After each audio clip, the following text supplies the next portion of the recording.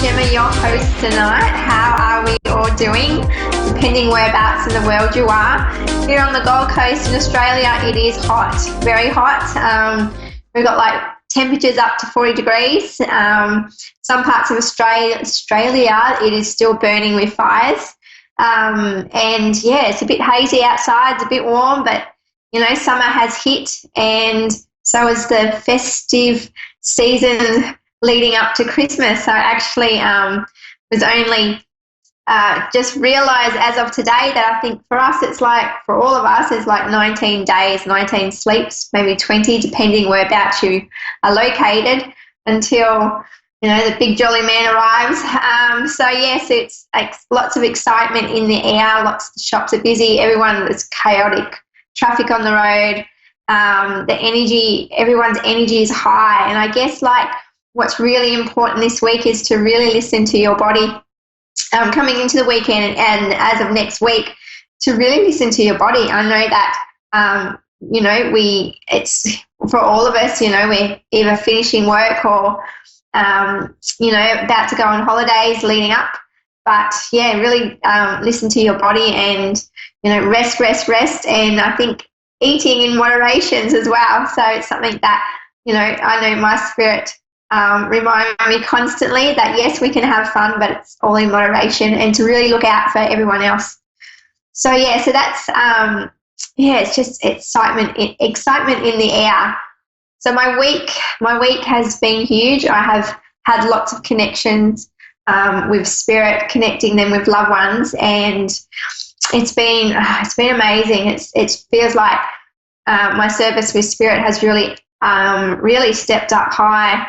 Now that I've, you know, I've reached lots of goals recently, but I'm ready to, you know, I'm looking forward to next year. I think it's going to be an exciting year. And my spirit guides and my team that I work with are all very excited to connect. So yeah, so I think probably the most memorable, I guess, for me, readings this week, it would have been something personal to me. I do actually connect. I do see our pets when they pass over, and I had a cat of 17 years, no longer had lived with me, actually decided to live next door in my neighbour's house, and then I moved away, and this lovely neighbour of mine still looked after my cat. So last night in the kitchen, I had my own cat, Raffy, which some of you have met. He was up on the table, but I had another cat, jump out of nowhere onto the table, and my first thought that, you know, it was my cat Passion that had passed away.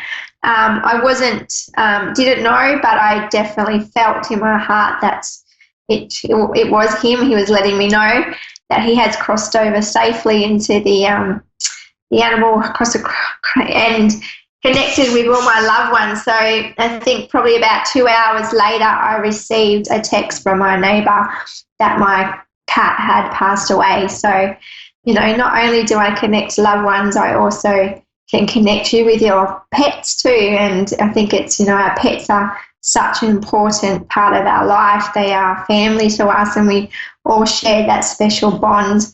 Some people, I'm sure, would say they have a more connection with animals than they do with people, and that's okay too. So so all my fur babies are all together, and it's just really nice to know that, you know, it's that he arrived safely. So yeah, so that was probably my highlight with all the other spirits that have been around me this week. But the connections with everyone has been beautiful, very healing. Brought a lot of beautiful messages, and especially coming up to Christmas, you know, I'm sure that some of you have lost, you know, loved ones, and this time of the year, it's very important to hold everyone close and to really live in the moment of celebrating every day and enjoying everyone's company. So yeah, so that's my huge week. But yeah, I'm looking forward to this seeing if we have any connections yet, but we don't, so I might just keep on talking. So apart from all the loved ones in spirit, my goodness, I've just looking forward to, I guess, my own holiday. I've got them coming up in 2 weeks, but I still will be on like part of A1R Psychic Radio. So yes, I will still be doing my shows, but I'm having a holiday from my work, and it's going to be a great time to spend that with loved ones and friends as well, and just really just taking it easy. I hope that all my spirit guides, my whole spirit team actually go on holidays as well. But I doubt, I'm sure they will be around still bringing through messages for me to connect their loved ones to. So I'm just waiting to see. So apart from that, let me just see what else. I was drawing some cards, and it was interesting because I know I was talking about, really listening to your body around this busy festive season, and really looking out for one another during the community. But yeah, the one card I just wanted to show quickly was listen to your body. So it was very much, needed a message for everyone to really just take it easy over the next few weeks. Alrighty, so we're going to connect with Chelsea in India, USA. Hello, Chelsea. How are you? I'm doing good, and you? Very well, thank you. How can I help you tonight? I just wanted to get a reading about my love life. Yep. Okay. Wow. Okay. I have this image at the moment in front of me, and I have this image of your heart, around your heart chakra, and it looks like you've had it's been very emotional lately for you. It feels like in the last 6 months has been up and down for you, because what I'm seeing for you is that I've got your beautiful heart, but I can see the tears, I can see the tears falling away. But not only that, when I say that it's been an emotional roller coaster for you, it can be tears of joy as well, not just tears of sadness. So it just feels like it's been up and down in the last 6 months. Can you resonate with what I am seeing at the moment? Yes. Yeah, and that's what I'm feeling as well. And I also feel that, in the past you have been hurt dearly by someone very close to you. And I've also see that, do you have 2 children? Because I keep seeing the number 2 around you. I have 3. 3 children, okay.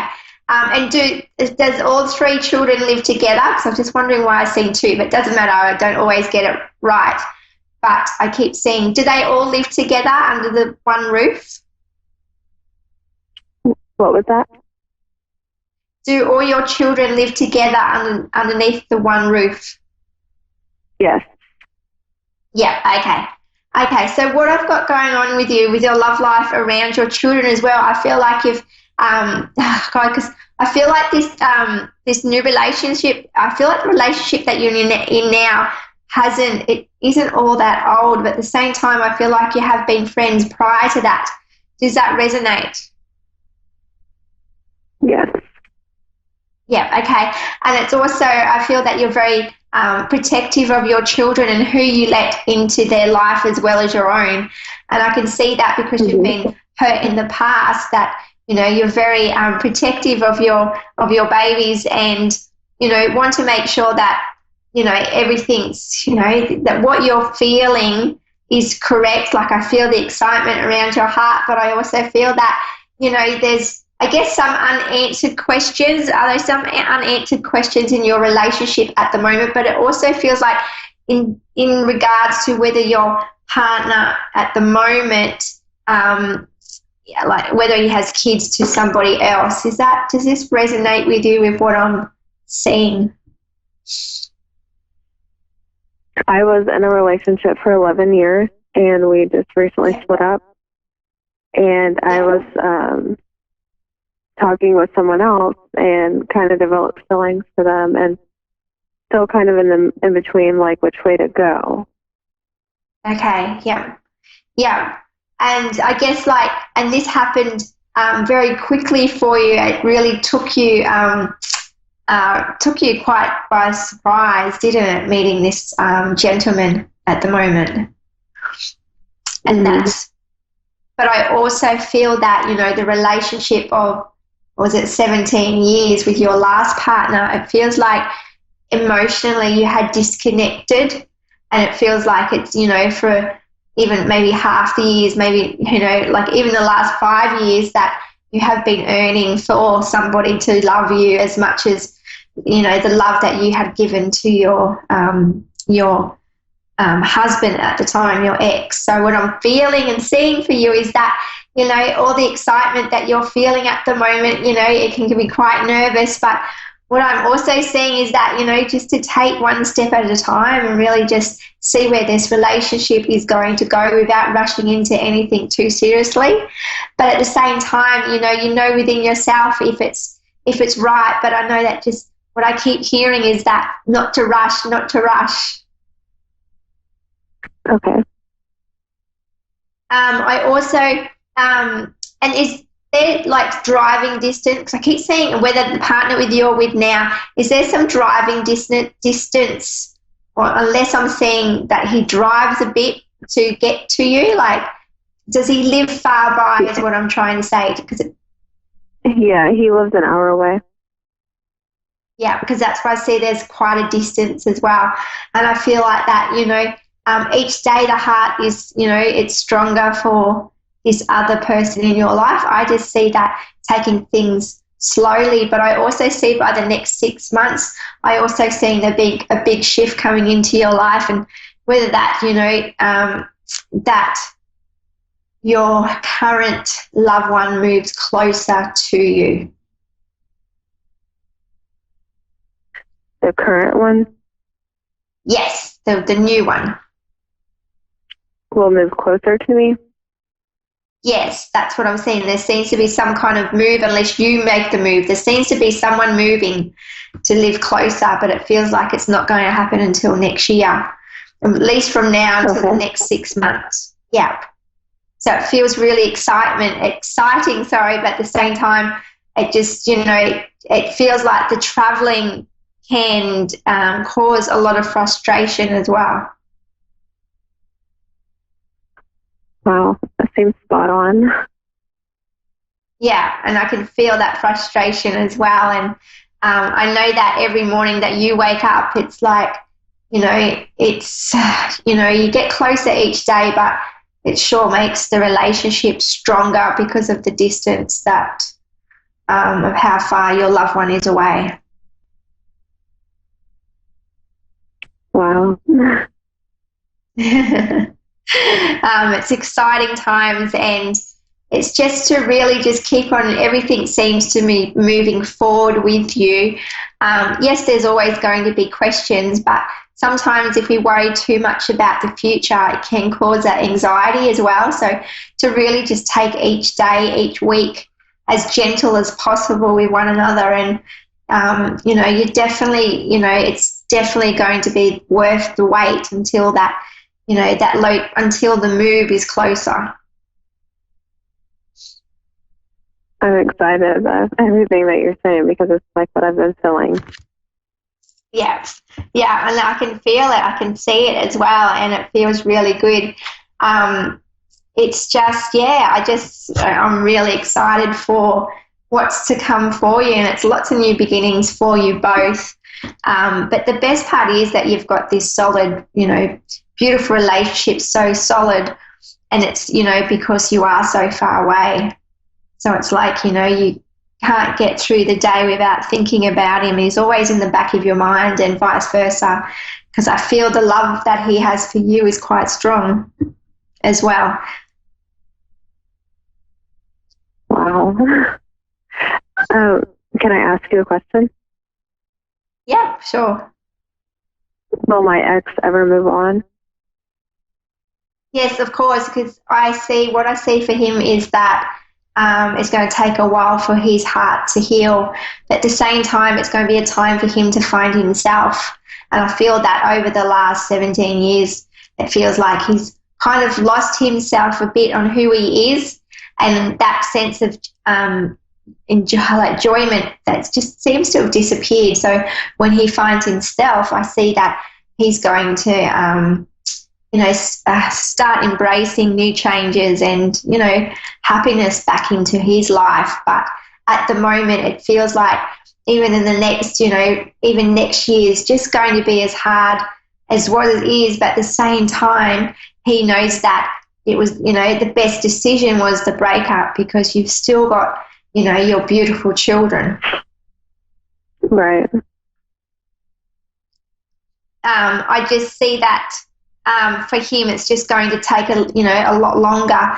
But I don't see him, like I see him moving on, basically. So it's just going to be a matter of time. And, I keep seeing the 9-month mark, but a lot can happen in 9 months and a lot of change for him, which is great. Good. I just want him happy. Yeah, definitely know that he gets to see you happy, and for both of us, for both of you, that's is what we all want for one another, is to be happy and to be able to find their their twin soul mate. So it's just a new chapter for everybody, and we're on our own personal journey, and he definitely will be okay.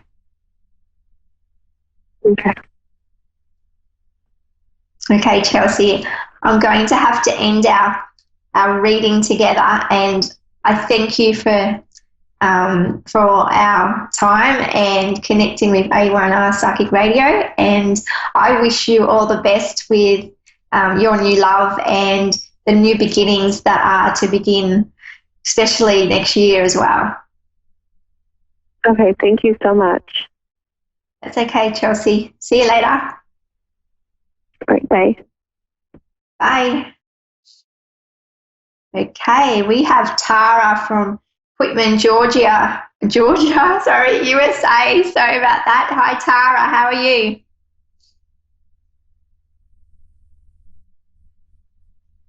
Hello, Tara. Do we have her? Let's just see. We'll just wait a few seconds. We may have lost. Yeah, she's not too far away, but until Tara logs on, I keep seeing blue around her, so interesting to see what kind of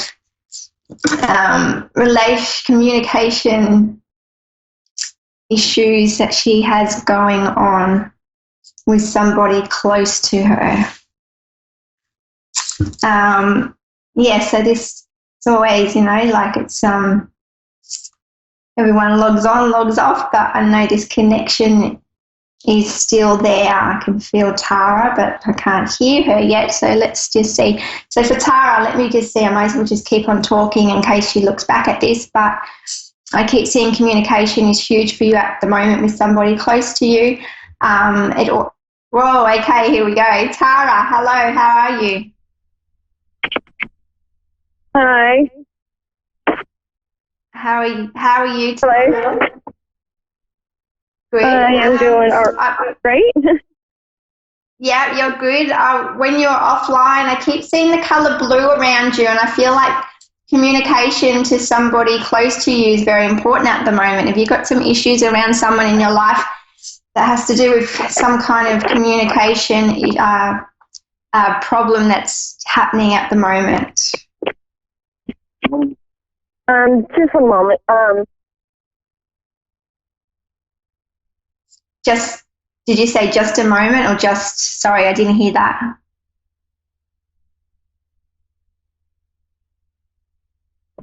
Okay, I apologize about that. Sorry.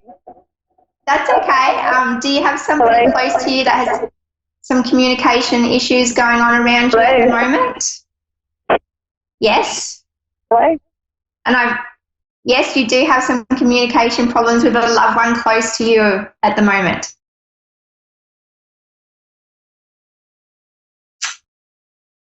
Okay. Okay, let's see who else we have, because we have lost Tara. There definitely was a communication problem between my end. Okay. So I definitely see lots of colours. Sometimes I see get lots of images before somebody logs on. At the moment, I keep seeing trees. So it'll be interesting to see someone that's in very close to connecting with nature or has nature at their back step, at their back door. Let's see. Okay. Well, we get somebody online. I know that. Yeah. Yes, so yes, about that, let's just see what else we can talk about. Okay, so we've got the weekend coming up.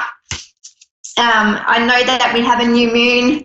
No, not a new moon, full moon actually, next week on the 12th, if you're in Australia. So the full moon is all about tying up loose ends tying up loose ends that you feel like you haven't achieved.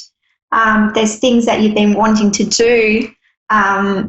Depending on what that is, whether, to really look at whether starting it now is the right decision or until waiting for next year. But it's all about tying off loose ends and also letting go of things that are really weighing you down, especially health. I'm really drawn to the health around December. It just feels like I know that how chaotic and fast Christmas seems to come and go. Everyone seems to get sick, but because everyone's stressed out. So enjoy, joy, look after your body. Okay, so we have Annette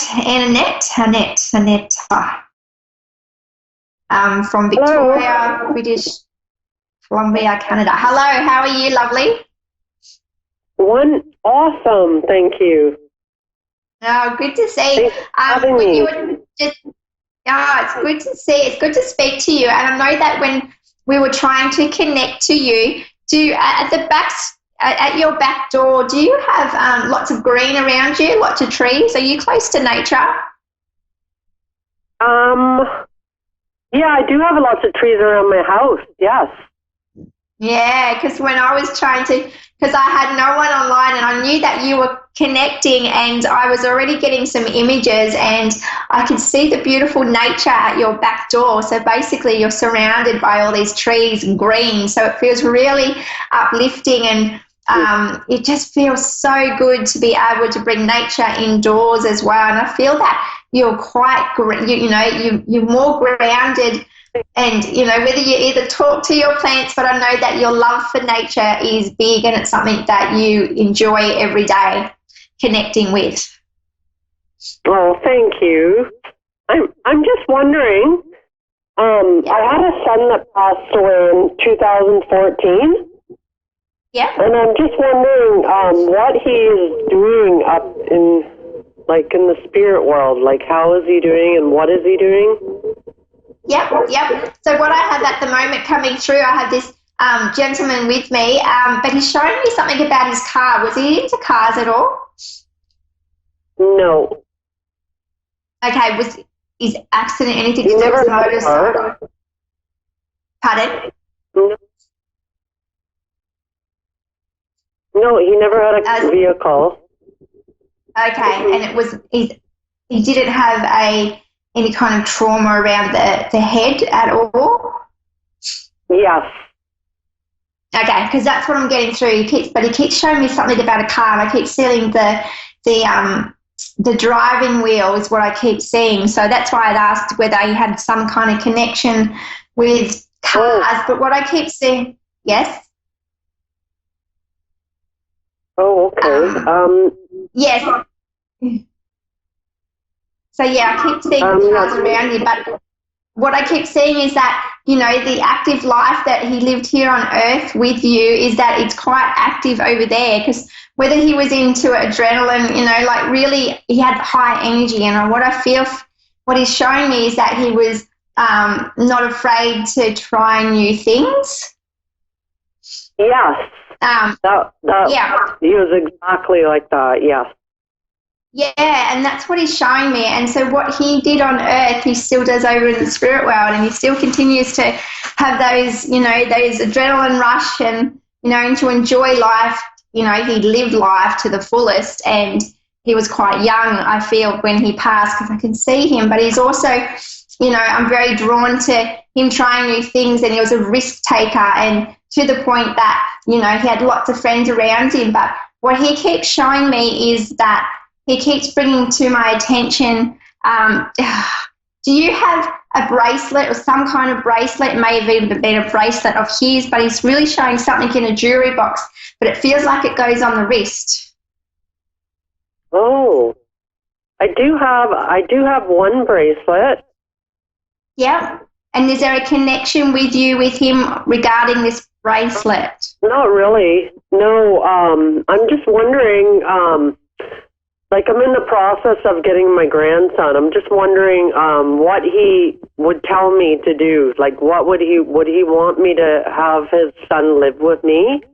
Or would he, like, I'm in the process of not knowing where my grandson's going to be. If he's going to be with my father or if he's going to be with me. Yeah, and everything seems to be up in the air, because I keep seeing stairs. Unless where he is, it feels like you have to go to great heights to be able to make that connection happen again. I also feel, are you in contact with him? I feel like more around Christmas time that you will have this connection with him. Oh, that's what I was told. I was told around December, yes. Yeah, that we would be seeing our grandson again. Yeah, and that's what I keep seeing around Christmas, that you're going to have this beautiful connection again. It feels really soon, and it's just within just a matter of time. And I know that he's very close. You feel really close to him, but he's definitely got his dad. He's looking, over him. Oh, that's so wonderful to hear. I always wonder, like, what my son's doing and what he's thinking and what does he want for his son? What does he want us to do? Like, does he want his son to live with me? Or does he want his son to live with his dad? Yeah, it's also what I'm getting is that the connection's strong to join everyone up, and that's why I was showing the bracelet, because it's the shape of a circle to bring everyone together. Okay. Yeah, I'm sorry. I think I've only got 30 seconds left. Just let me see how long I have with you. I just want to make sure that if I keep talking with you, I don't disconnect. But I know that, it's yours, definitely Christmas time is a celebration for everyone, and I also see that, there's lots of new beginnings next year for you. I'm very drawn to, I keep seeing lots of, whether your son, you've got lots of clothes to pass down as well.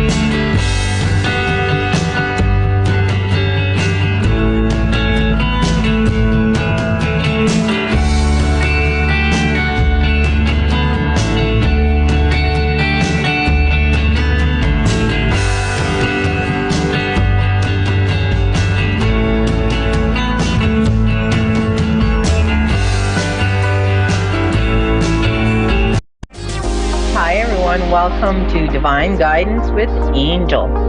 So just in case you do lose me tonight, I just noticed on the intro that I'm having a little lagging on my end on the internet, so please hold tight. Dave will get me back as soon as he can. All right, so you can get a hold of me at crystalclear101.com, or you can get a hold of me at Cosmic Earth Angel at outlook.com, or just tag me on Facebook, follow me on Twitter, follow me on TikTok, follow me on Switch, follow me on LinkedIn. I'm on a lot of those sites. So just go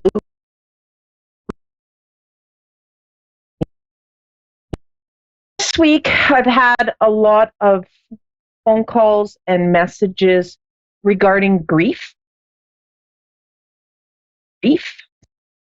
Well, I guess the universe is telling me what I should be talking about. So the thing with grieving, okay, that's a loaded question because there's so many types for grief. We can have a loved one that we've lost. We can lose an important item that was given to somebody that we love, a family member. It can be a divorce. It can be a family pet, and so on and so on. So on. Depression is also a type of grief or a loss of oneself. Health issues are also stuff that we can be grieving over. So just know that there's many different types. Everything in the world is a yin and a yang, and with happiness comes grief, comes loss. With finding comes losing. It's a balance, okay? And there's no right or wrong way to grieve. There's no set time to grieve. Just know that I'll use an example, if you lose a loved one, just know that there's more than one person in the family that's also lost a loved one, and everybody grieves at different stages. So don't hold things or grudges against at different levels, okay? It's the same thing with diseases and health issues. If one person in the family is, say, diagnosed with cancer, and the next, like your partner, is reacting differently than you are regarding the diagnosis, just realize that you're both grieving just at different levels, but you're grieving different things, all right? Just, it's compassion and understanding when you deal with the loss, okay? When we get into the holidays, these are the toughest times for a lot of people, and a lot of people grieve, and a lot of people get depressed. But the best part about the Christmas holidays is it's a time for miracles in all shapes and sizes. Christmas is about reflection on the past year, the good and the bad, changing what we wish to do and doing for others unconditionally. Like everybody, I don't know how to put it other than Christmas, in my opinion, has become materialistic. It's about what size of gift and how much you spent. And to me, the true meaning of Christmas has been lost because it's about unconditional love. It's about doing for others and not expecting anything back. So people at Christmas are lonely. They don't have any family. Their friends are all gone to their sides of the family. So show some kindness and show some generosity and go in a direction of just making a phone call, saying Merry Christmas or Happy Holidays, or showing up on somebody's doorstep that you know that's home alone at Christmas time and just sit there and visit with them. It goes a long way because you're gifting from your heart, from your soul, and you will feel better and it'll be easier to get the Christmas joy coming in because you go from the heart, which basically comes into the card for everybody that's watching, which is sacred self, okay? And that's expressing your gifts. That's dancing. That's doing unto others as you wish done unto you. Spreading the joy. I mean, to you, you may take for granted that you have a roof over your head and this big Christmas meal on your kitchen table at holidays. But there's some people who don't have that, who are on the streets, who have nothing. And just having a meal delivered to them is a miracle for them. It doesn't seem like it to us, but to them, that's a miracle because they didn't have it. They haven't had it. It's a grief. It's a loss for them. And for somebody to unconditionally go and deliver this and spend time with them and wish them happy holidays or a Merry Christmas just makes their world so much happier. All right. So just tag me, text me, email me. Tell me what you love to do for your Christmas holidays and what do you do to lift your Christmas spirit show. All right, so I see we have our caller, Roman in Montreal. Yes. Hi, how are you? Good, and you?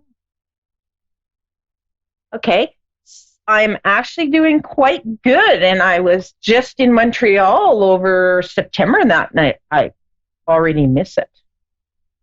So I would love to see what the Christmas lights are over there.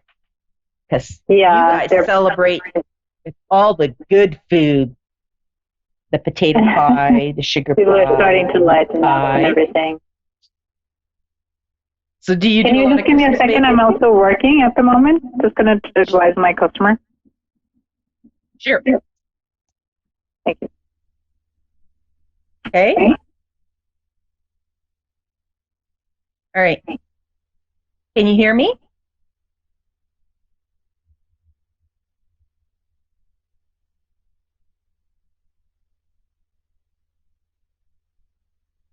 Okay. So let's just keep talking about the grieving and the Christmas joy and the decorating until she's able to come back. So, like I was saying, text me, email me, let me know what you do. I love hearing Christmas stories and I love hearing the miracles that happen on Christmas Day and Christmas Eve. The things that we do for other people and things that other people do for us always brings joy.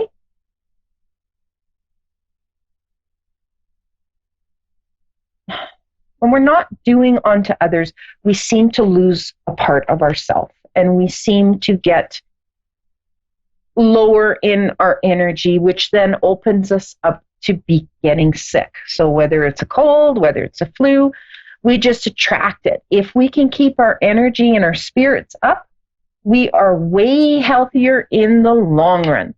So everyone, just give from your heart. Don't worry about the money.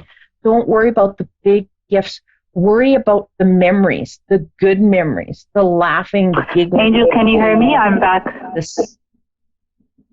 Hi. Okay. So I have your card. I will just kind of put it up here. And you've got the Heart Awakening. So that tells me that your giving and receiving is in balance. Okay. Your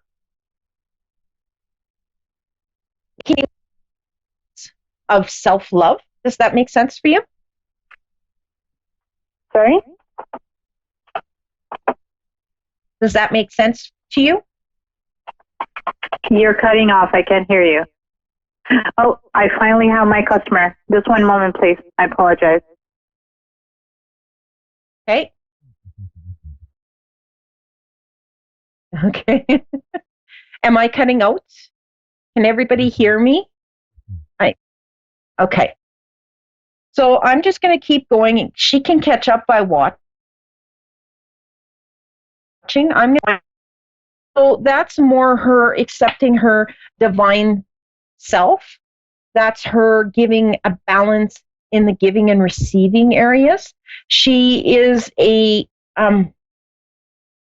woman, when I'm picking up on the energy, she is a woman who does a lot for others and puts herself on hold. So knowing this, she needs to start balancing. All right. So this will give her the opportunity to look within and look at what she can change to manage herself in the giving and receiving end so that it's a little more balanced. She's pretty good at it, but it is the holiday season and she's more in the giving than the receiving at the moment. So she'll have to do a little bit of work. I'm just getting kind of a download here. I gotta get a little clarity on it. Okay. Oh, I wish she was on and she could answer. Oh, okay. I'm getting more in the aspect that she's going to have a lot of changes coming in 2020 in the area of finances and family. So when you get to see this video, if you still need to get a hold of me, you can just email me at cosmicearthangel@outlook.com, or you can go to my Facebook page, which is Crystal Clear 101 Holistic Healing and Products, and you can message me in depth on it. Considering the time and the clock that we have, I'm just going to move on to my next caller, who is Jenny in Houston. Hello. Hi, how are you? Good. How are you? I'm doing good. Am I cutting out? Can you hear me okay? I could hear you. Yes, ma'am. Okay. So I've got your card, which is the call to action card. Okay. So this is a take charge and lead by example. So it's a walk the talk type of card. This tells me that you've had I'd say a colorful life, but you've had a lot of life experience, and you can help a lot of people because you're able to walk the talk because you've been there, done that. Does that make sense to you? Yes, ma'am, it does. Okay. Is there anything in particular, or I would like to know about working. okay? Well, there's definitely something in the pipeline. If you're not working right now, there is an opportunity coming. If you are working at the moment, you have an opportunity to move up, if that makes sense to you. Yes, ma'am. Okay. Have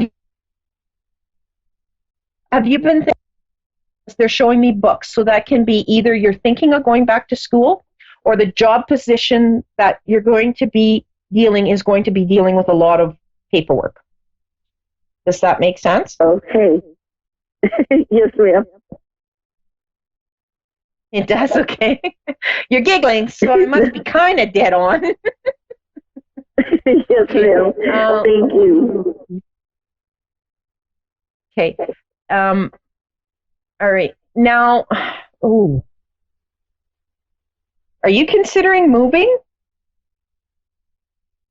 I just moved. Yes, ma'am. You just moved from an apartment to a house. They're showing me that it's sort of like you have less chores to do. Okay. I'm moving from an apartment to a house. Yes, ma'am. Okay. So that means you'll have more chores to do. You'll have lawn care.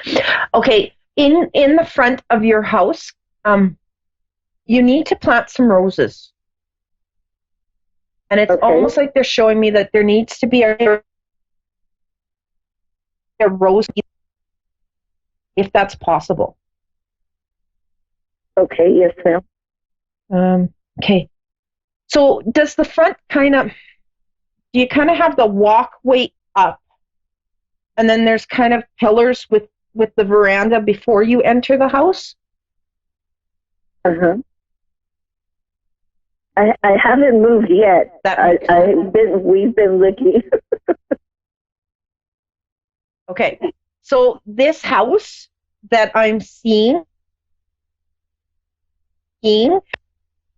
has the two pillars with a veranda in front of the door, and they're in the front. You can put flower beds, and you should have a rose bush on either side of the stairway going up. Okay, and then they're showing me that you need to put colorful flowers in there. All right. Okay. And go with what feel like the other flowers. Go what feels good. All right. Now, rose bush kind of is a plant that absorbs the negative ley lines, and so any plant that has thorns is really good for that. Okay. So keep that in mind, because I see that coming for you. And this place is going to be closer for you to travel to and from work. Awesome. Thank you. Okay. So don't give up, because it is coming. Okay. Now, that financial problem that you guys have been wondering about, it's going to work itself out. They're showing me it's just you just need is going to fall right into place, and everything's just going to be like a domino effect. And come 2020, it's going to be like your life just exploded, and you're going to be starting a new job. You're going to be moving. It's going to be just one snowball after another, and you're going to be like, but that's okay, because you've had this in the vortex for a while, and it's all going to just kind of flow together for you. Are you married? No, ma'am.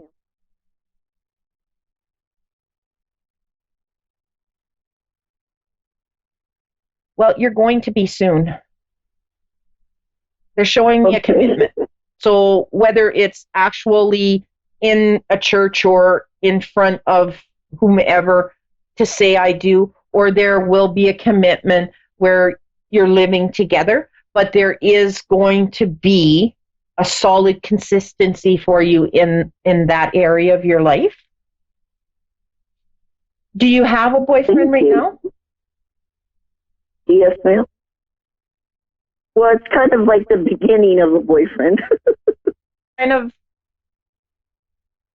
Okay, so is he kind of like 5'8", 5'9", and he has silvery hair?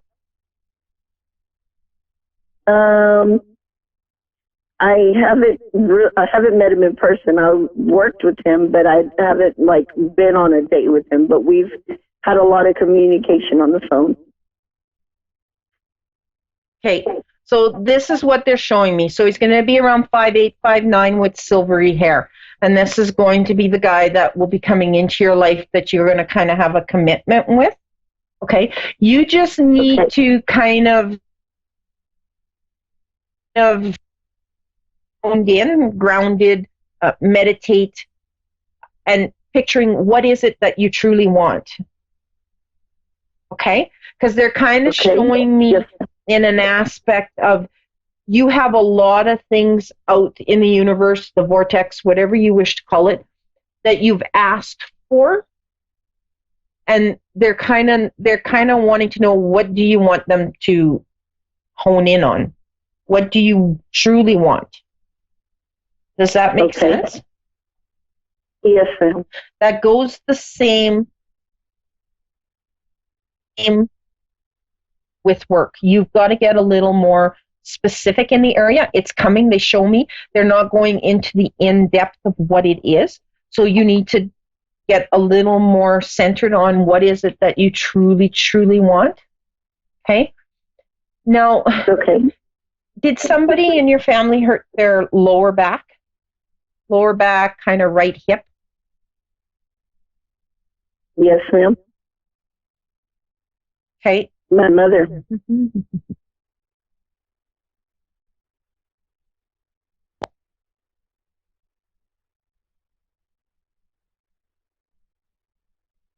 Did she have a fall?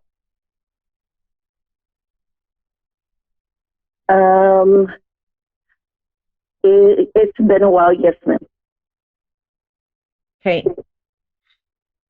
Well. Oh, my grandmother, she just fell. That's who it is. My grandmother, she just fell and got a shiner on her eye. I was going to say, well, she may want to go back back to the that long, like the pain is really strong. So if this would be then your grandmother, and have they x-rayed her hip? Did they find a hairline crack? No, ma'am. Oh, I'd love to say to go back for a second opinion, because I'm feeling the pain in my hip, but they're also showing me like a crack. So if it didn't show up in the crack, which is why she's in so much pain, and she's going to have one nasty bruise, because she also got her tailbone pretty good when she went down. Now, does she? Yes, ma'am. Does she have heart issues? Yes, ma'am. Okay. Yeah, that's almost making me feel like she had the heart issue is what created her to have the fall. Okay. Yeah. I would keep an eye on her. Is she in a home or is she by herself? She's by herself, but my aunt goes and checks on her all the time.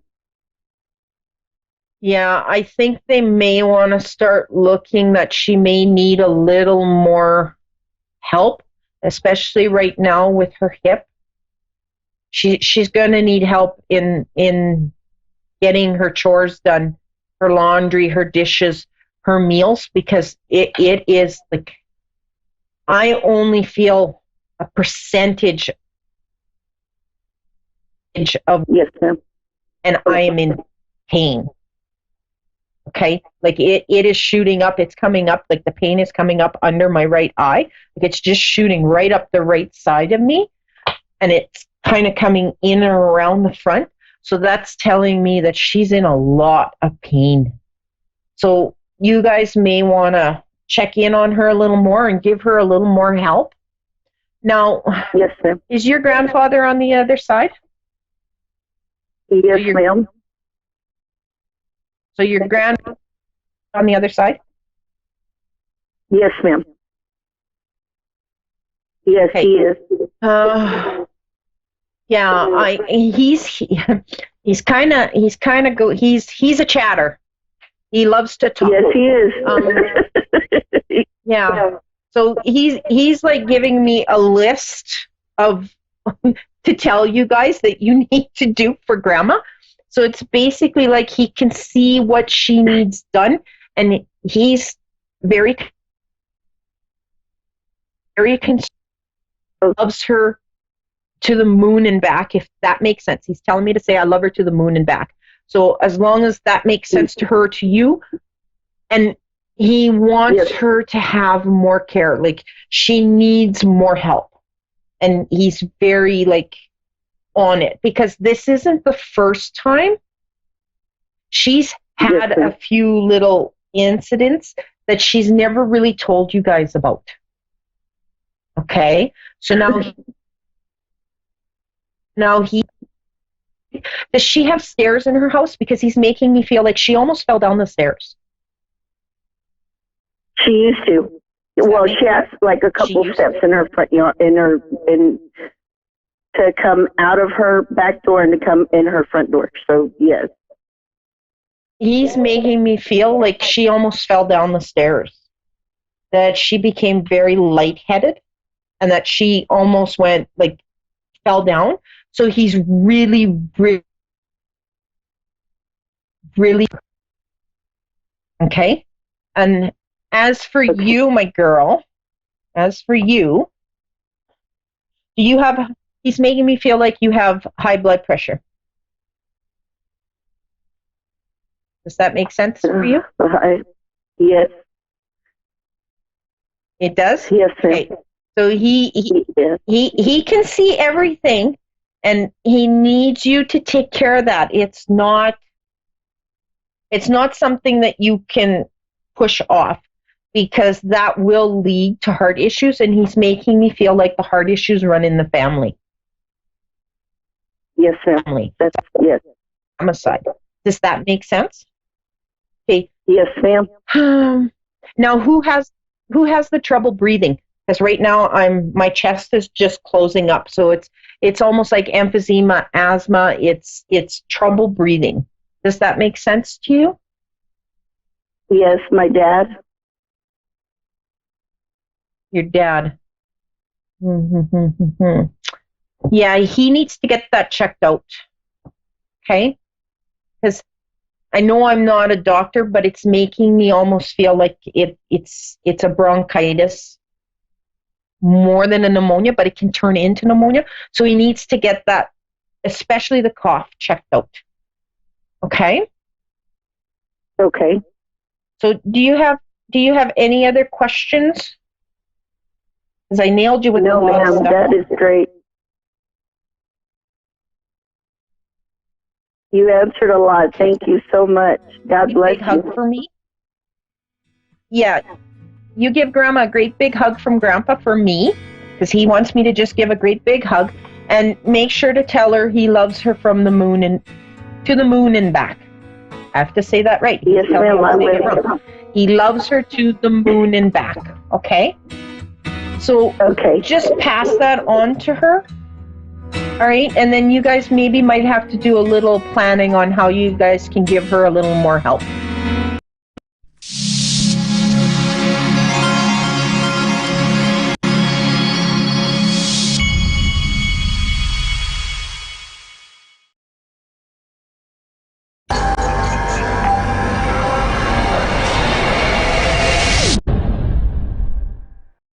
Hi, I'm Dean, and thanks for watching Moonstruck.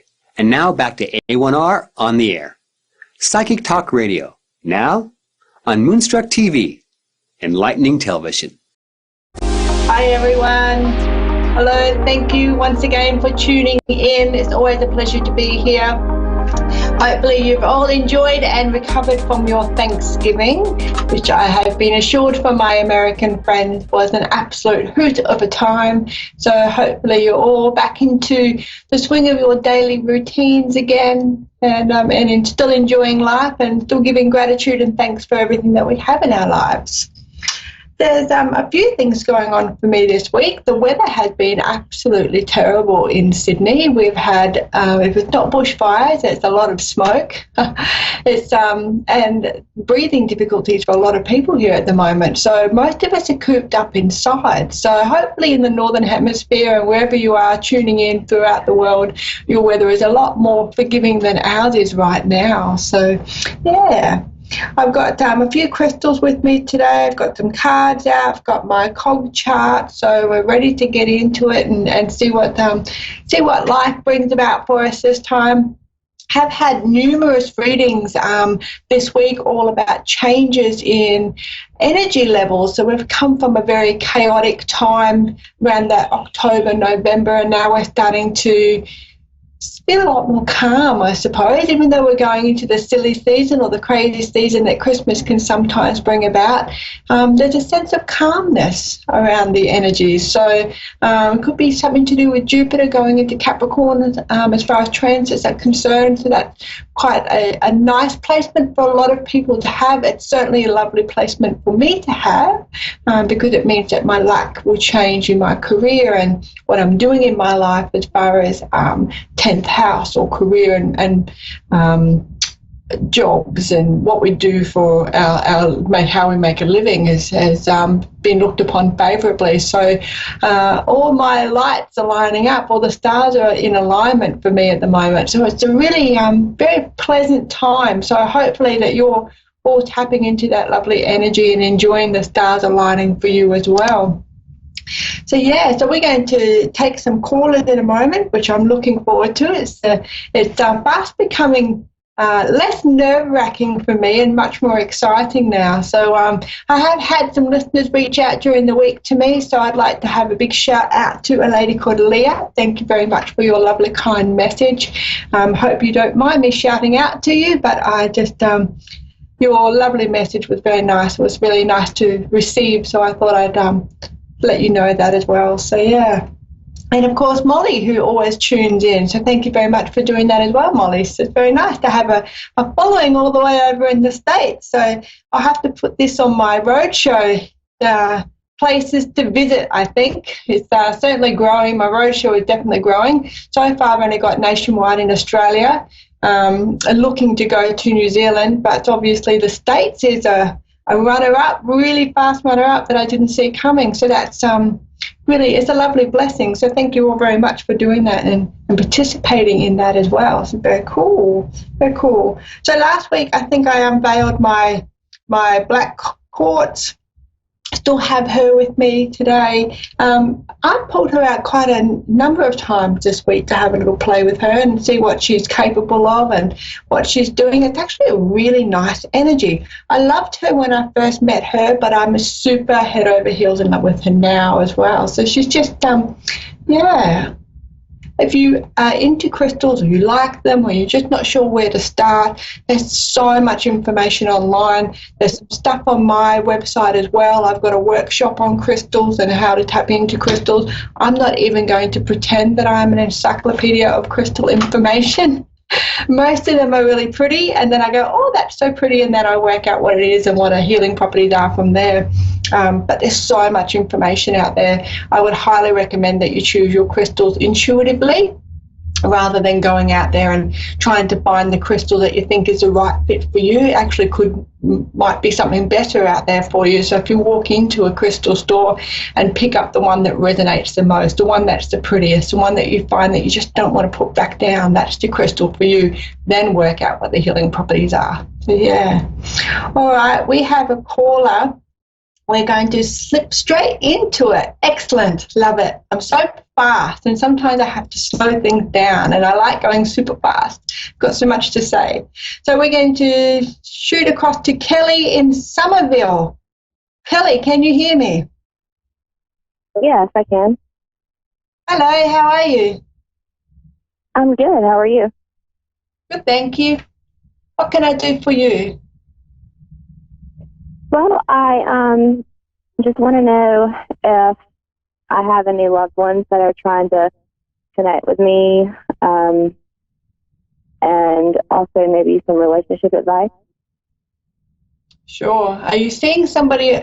What's your current relationship status? I am engaged. Yeah. Okay.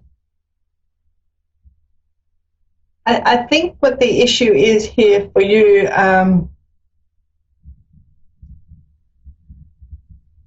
think some of the people that you're perhaps attracting into your life are not emotionally available. I'm kind of getting, when you said about relationship advice and a little bit of guidance around that, I saw a man walking towards you, but then he turned his back and walked away from you. And I kind of get the feeling that that is a commitment issue, or it's, I'm not entirely sure whether I want to be with this person or not. And what we're really looking for is a man that walks straight up to you and puts his arms around you, as opposed to turns his back and goes, oh, I'm not sure, I'm not sure. So I'm not, I know that you've been deeply hurt in the past, and there are some little emotional walls around protecting yourself so that doesn't happen again.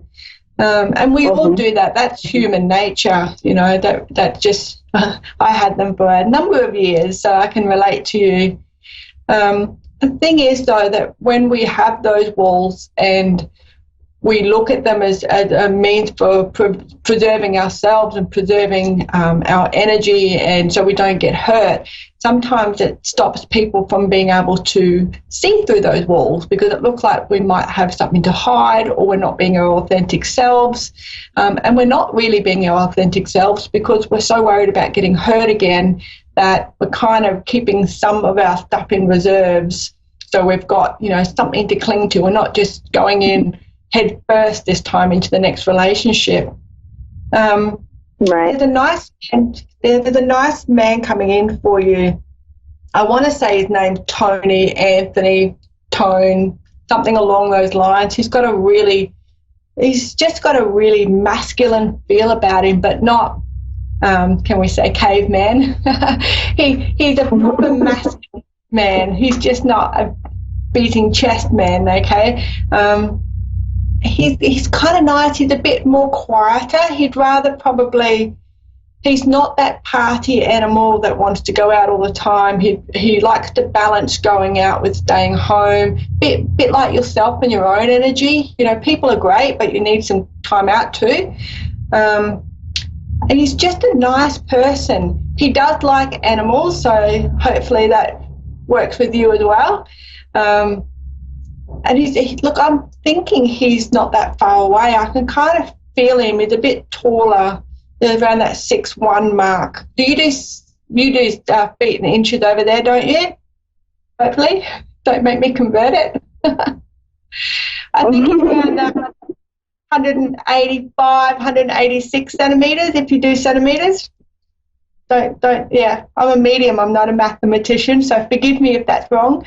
But he's just nice. He's a nice man. It's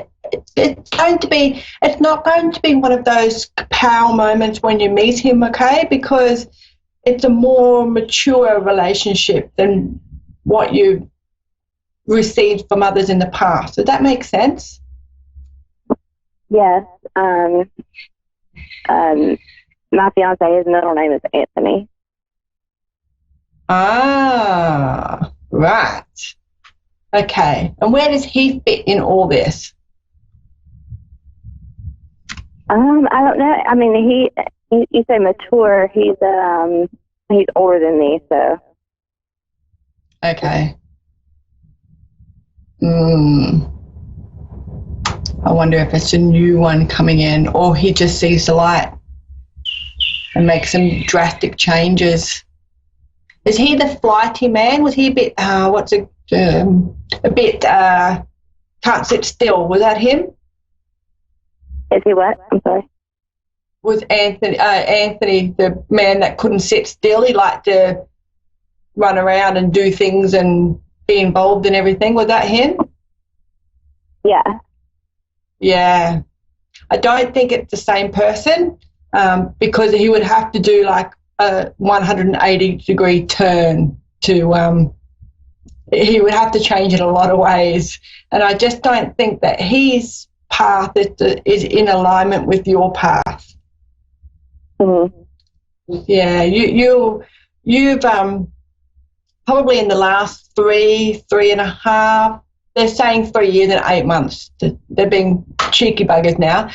The last 3 and a bit years, you've looked at things differently. You've changed the way you look at things. You changed the way just the way you talk to yourself. Your observations have been, you've been paying a bit more attention to little things that may not have necessarily you've noticed in the past. So it's been a big spiritual journey for you these last few years. 3 years and 8 months. They keep saying 3 years and 8 months, so I don't know what that is. You might want to work out what happened 3 years and 8 months ago. But it's for you, it's a nice, you're sort of coming out of attracting those style of people that are not in alignment with you. So it's really important for you now, and in your own mind as well, not just me chatting with you, but that you have that person that is working towards that common goal with you, and that's working towards that common journey, you know, enjoying the path together as opposed to being two very individual people and having a bit of a tug of war over which path is going to be followed. So it's really nice that you've reached that point in your life. It's just really cool. I like it. How are you feeling about that all? I feel good. I feel right now I've kind of went through a little rough patch, but I feel like everything's kind of starting to come back up a little bit. Yeah. And I think that's part of the grieving process too. And even though, you know, when relationships expire and we go our separate ways, there's still a grieving process, I think, that we all need to go through. And some of those memories, you know, just like when you lose a puppy, or you lose your favorite animal, or you lose a loved one, those little triggers come up every now and then, and we stuff surfaces and we work through it. And it's just, I still think that that's part of the grieving process. And I don't think it's got anything to do with the level of love or whether it's a really nurturing relationship. I think it's just the gravity of the lessons that we learnt during that relationship or that friendship or whatever that interaction was that we had with that person. So the fact that what I'm really happy with is that you're able to identify that that's, that was part of the process and that you're able to work through that and come out the other side. So that's a huge testament to you being able to do your spiritual work on yourself and get yourself in that right place. Yeah. Yeah. A very, very nice place for you to be in. You can look forward to 2020 being less taxing on you, less draining on you, okay? It's just nicer things are about to come into play for you because you've done a lot of soul-searching and that's about to pay dividends for you, okay? Oh, good. Lovely. Excellent. Thank you so much for your call, Kelly. You take care. Thank you. You too. See you later. All right. Thank you. What a lovely lady. It's so cool when we do this sort of work that we're able to see people and tune into their frequency of where they've come from and how many things they've worked through and their layers to get where they are right now. And because I'm so in love with our self-growth and the whole evolution of ourselves that when I see it like that as clearly as I just did with Kelly, it's such a buzz for me because the ultimate best gift you can give yourself is nurturing and self-development and growth, and it's just amazing. One day I'll tell you my story on Moonstruck, and then you can see why I'm so passionate about really being our favourite subjects and learning about ourselves as much as possible so we can uncover and take all those layers away and look for, our higher self and do things towards our highest good. It's really cool. It's very, very cool. I love it. So if you haven't already noticed, okay, let's have a look. We've got a lady called Chantel from Baytown in Texas. Hello, can you hear me? Yes, ma'am. Hello, how are you? I'm fine. How are you? Good, thank you. I have to say that each person that I speak to in the States have got such a different accent. It's really kind of cool to hear so many different accents, all from what you perceive as a one country. It's amazing. Very cool. Yes, ma'am. Actually, I'm from Alabama. I'm just here in Texas. Ah, okay. So that's different again, isn't it? It's a different accent again. Yes, ma'am. Oh, wow. Wow. I think us Aussies all speak the same. I'm not convinced that we're quite as different as the Americans, that's for sure. What can I do for you? I have been experienced, I don't know if you deal with my situation, but I have been dealing with spirits in my home, and I just, how do I explain it? I don't know if it's a good energy or a bad energy or what's going on. My daughter, I have a 1-year-old daughter, a 2-year-old daughter, I'm sorry. Sometimes she's scared of it, and sometimes she plays with it. My son, he plays with it. My stepson, he's here off and on, and he's scared of it. And one night he was like, Mommy, he calls me Mommy. He's like, Mommy, she scared me. And I asked who. He pointed in my guest room, which, nothing was there. And I let him sleep with me, and he was like, Mommy, she wants you. And he was pointing to something, and I couldn't see it, but I'm a very spiritual person, and I could feel something there, but I can't, I think my children can see it. Yeah. And I'm just trying to see, That's the thing with kids, isn't it? They're so receptive to, they don't have all those environmental changes, and it's not they're not talked out of, anything that they might, or it's not dismissed as in children. Like, they come through seeing things so clearly. And you're definitely seeing something. There's actually two spirits there, okay? So there's one that's a little bit cheekier, which is the one that can be a little bit intimidating. The other one, though, is quite a friendly sort of soul. They're both human-based entities, okay? So there's nothing too weird going on aside from dead people in your house. They actually passed away not that far away from you, okay? And I'm going to say that one of them is a little child. I kind of feel it's the female energy that is the smaller child, okay? That's the friendlier one. The other one gets a little bit stroppy every now and then, but I think it's just because frustration more than a meaning of intimidating or frightening or anything like that. I think it's more frustration that they're not getting heard. Has stuff been moved around your house yet? Like, if you come home and you put your car keys somewhere and then the car keys are not there when you go to get them shortly after? Has that sort of stuff started happening yet? No, not yet. Okay, all right. We'll give that a little bit of time. When did you move into the house? Actually, I've been living here a year now. Okay, cool. All right. So if they're not moving your stuff yet, give it a little bit more time, because they do want to talk to you. You're clairsentient, okay? So that means that you can clearly feel them, which is what you said before, but I can confirm you're definitely clairsentient. You're empathic as well, and you've passed on those beautiful qualities to your children, which is why they can see and hear these people so clearly.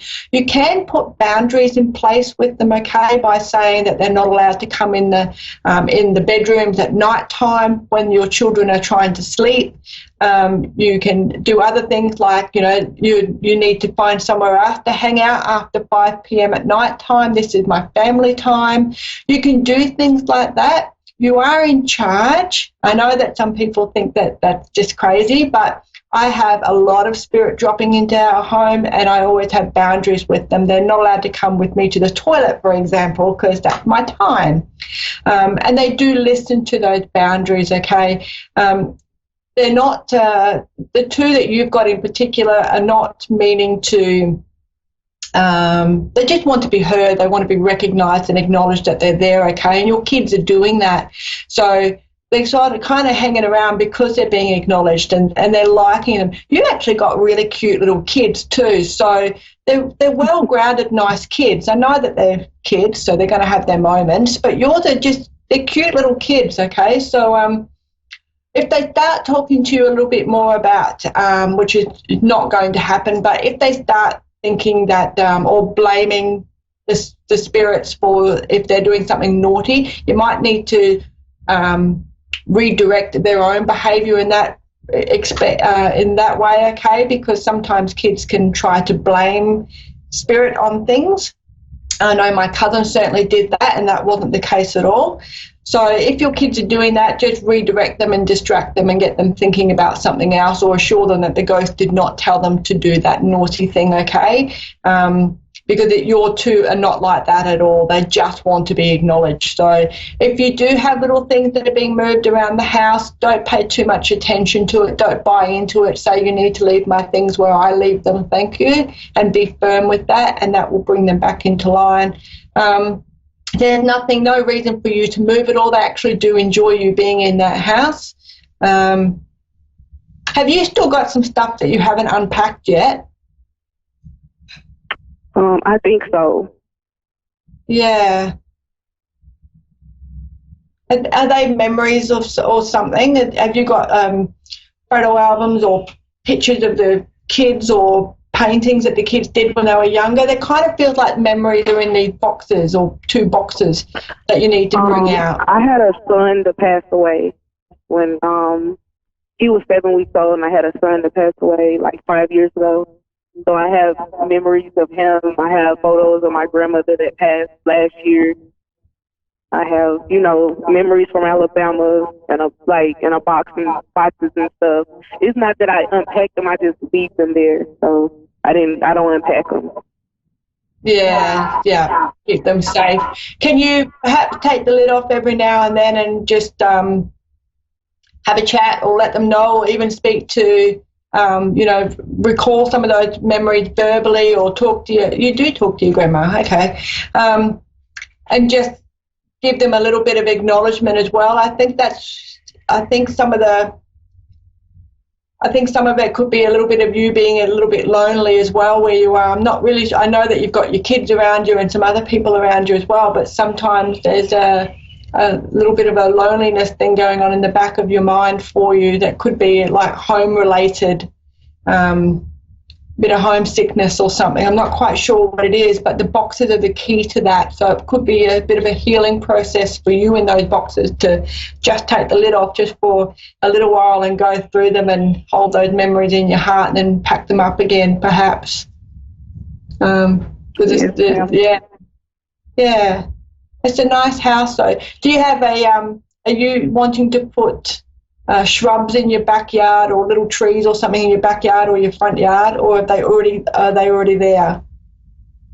Yeah, there are trees there that when I moved here, the tree like in front of my house. Well, it's some apartment homes. They look like, but it's trees in the front. Okay, cool. Yeah, all right. So make sure you water and nurture those, because they keep the energy free in the house as well, okay? You can see that from your front door. Yeah. So really nurture those shrubs and those little trees, okay? That'll keep everything nice and grounded and a beautiful energy going through the home for you. Yeah. Excellent. Yes, all right, my darling, do you have any more questions for me? You said that you were speaking on my gifts or whatnot. I was trying. What do I do to make my gifts stronger? Because I know it's been passed down from generation to generation, and I'm just trying to. My family. Oh, you can go ahead. I'm sorry. With your clairsentient, if you touch things, because you'll tap into psychometry, okay? So that's the way for you forward. So when you touch things, like I'm touching my little selenite, so I can tell you apart from your previous caller, then you touch things and then you'll be able to tap into your clairsentient. So you'll use psychometry, okay? So look that up or drop me a line through my website and I'll be able to give you a hand with that. But that's how you do it. That'll be a touchy-feely thing for you to engage it. Yes, ma'am. Yeah. All right. I've been given the hurry up, my darling. Yes, ma'am. Thank you. It? All right, darling. You take care of yourself. Thank you very much for calling in. Thank you. Bye-bye. Bye-bye. And that's it for Moonstruck at A1R Radio for another week. It goes so fast. This is an absolute joy bringing this to you. Thank you very much. If you'd like to book in for a private channel reading with me, please do on www.insightsbyjanita.com. I'm on Facebook as well. I have lots of lives and giveaways and all sorts of things. And of course, if you are a Moonstruck caller, you get a discount on 30 minutes reading, and I will give you an hour instead. All the details are on my website. Please do find me there. And I will see you same time next week in the same beautiful location. I look forward to your time and your energy. Thank you very much.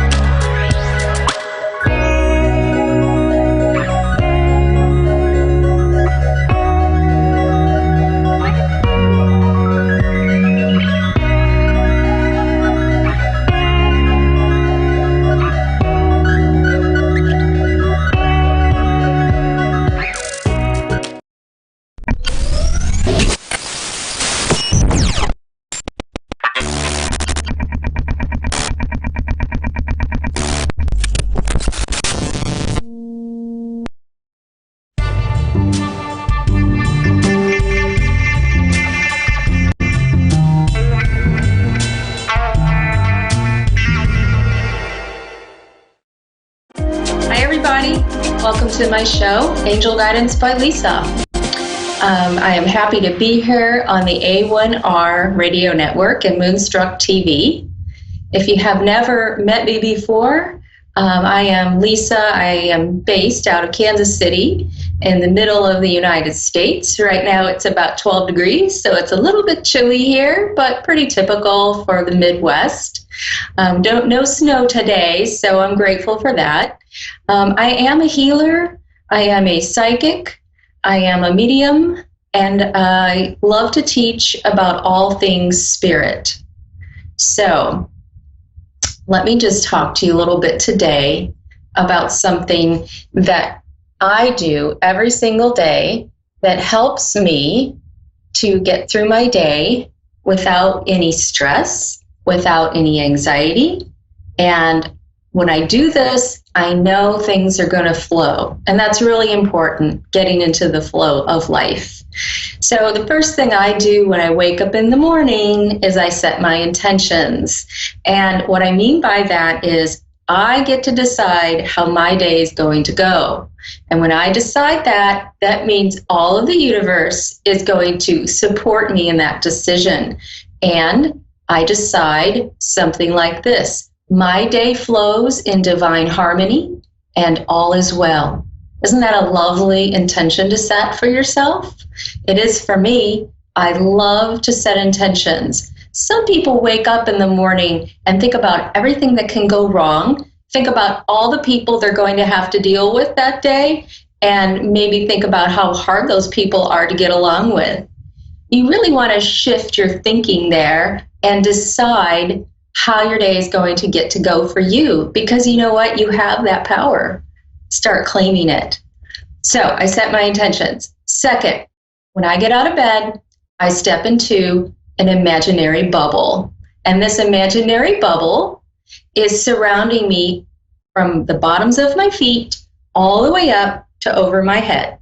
And I visualize it. And you can even draw it like I just did in the air. If you have a hard time imagining, draw that imaginary bubble and fill it with white light.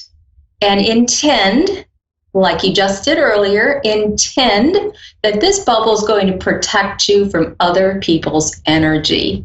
And it's going to bounce, their energy is going to bounce off of it and not going to be able to penetrate. You'll be able to hear them. You'll be able to have compassion for them and hear and listen with your feelings as well. But you're going to be protected because people's energy just kind of pushes out of them and goes in different directions. And if you're all open and not protected, guess what? You're going to absorb that energy and it's going to just sort of sink into you, and you're going to start feeling some things, maybe some of their anxiety, maybe some of their stress. If they're angry, maybe some of that. You know how I know this? Because it happens to me. If I don't protect myself, I'm like a walking sponge. I pick up on other people's energy so easily that I understood at an early age that I needed to protect myself. And once I do that, I don't have that issue anymore. So the next thing I do, so my day flows smoothly, is I cleanse my energy. So when I'm in the shower, or if you want to just do it before you start your day, you don't have to actually be in the shower.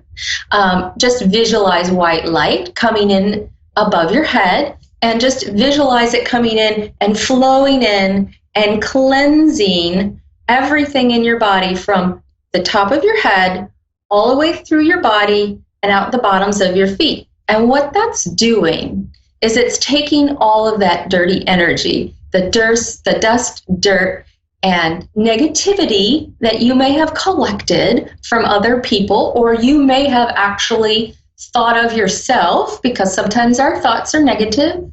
We want to cleanse all that out. So once you cleanse that out, that means it's going to drain through your body. That cleansing light is going to wash it all away, and it's going to go out the bottoms of your feet down the drain. And so it's really like taking a shower, but an energetic shower. Okay, so those are the first three things. The other thing I do every single day, no matter what, is I ground myself. And what does that mean exactly? Well, visualize yourself as a tree, okay? And if you can visualize yourself as your head sort of up here where the branches are, and your feet and legs are going to be down where the roots are. So visualize your feet or legs as being the roots. And you need to really balance yourself every single day. If you're in your head a lot, if you think about things over and over and over again, you're going to be sort of unbalanced. And there's a way to do a counterbalance, a way to root yourself. And let me tell you, there's a couple ways. First way is you can just take a walk. Just go outside, get some exercise, allow nature to remove any of that excess energy and naturally ground you with the earth. If you can walk barefoot on the grass, even better.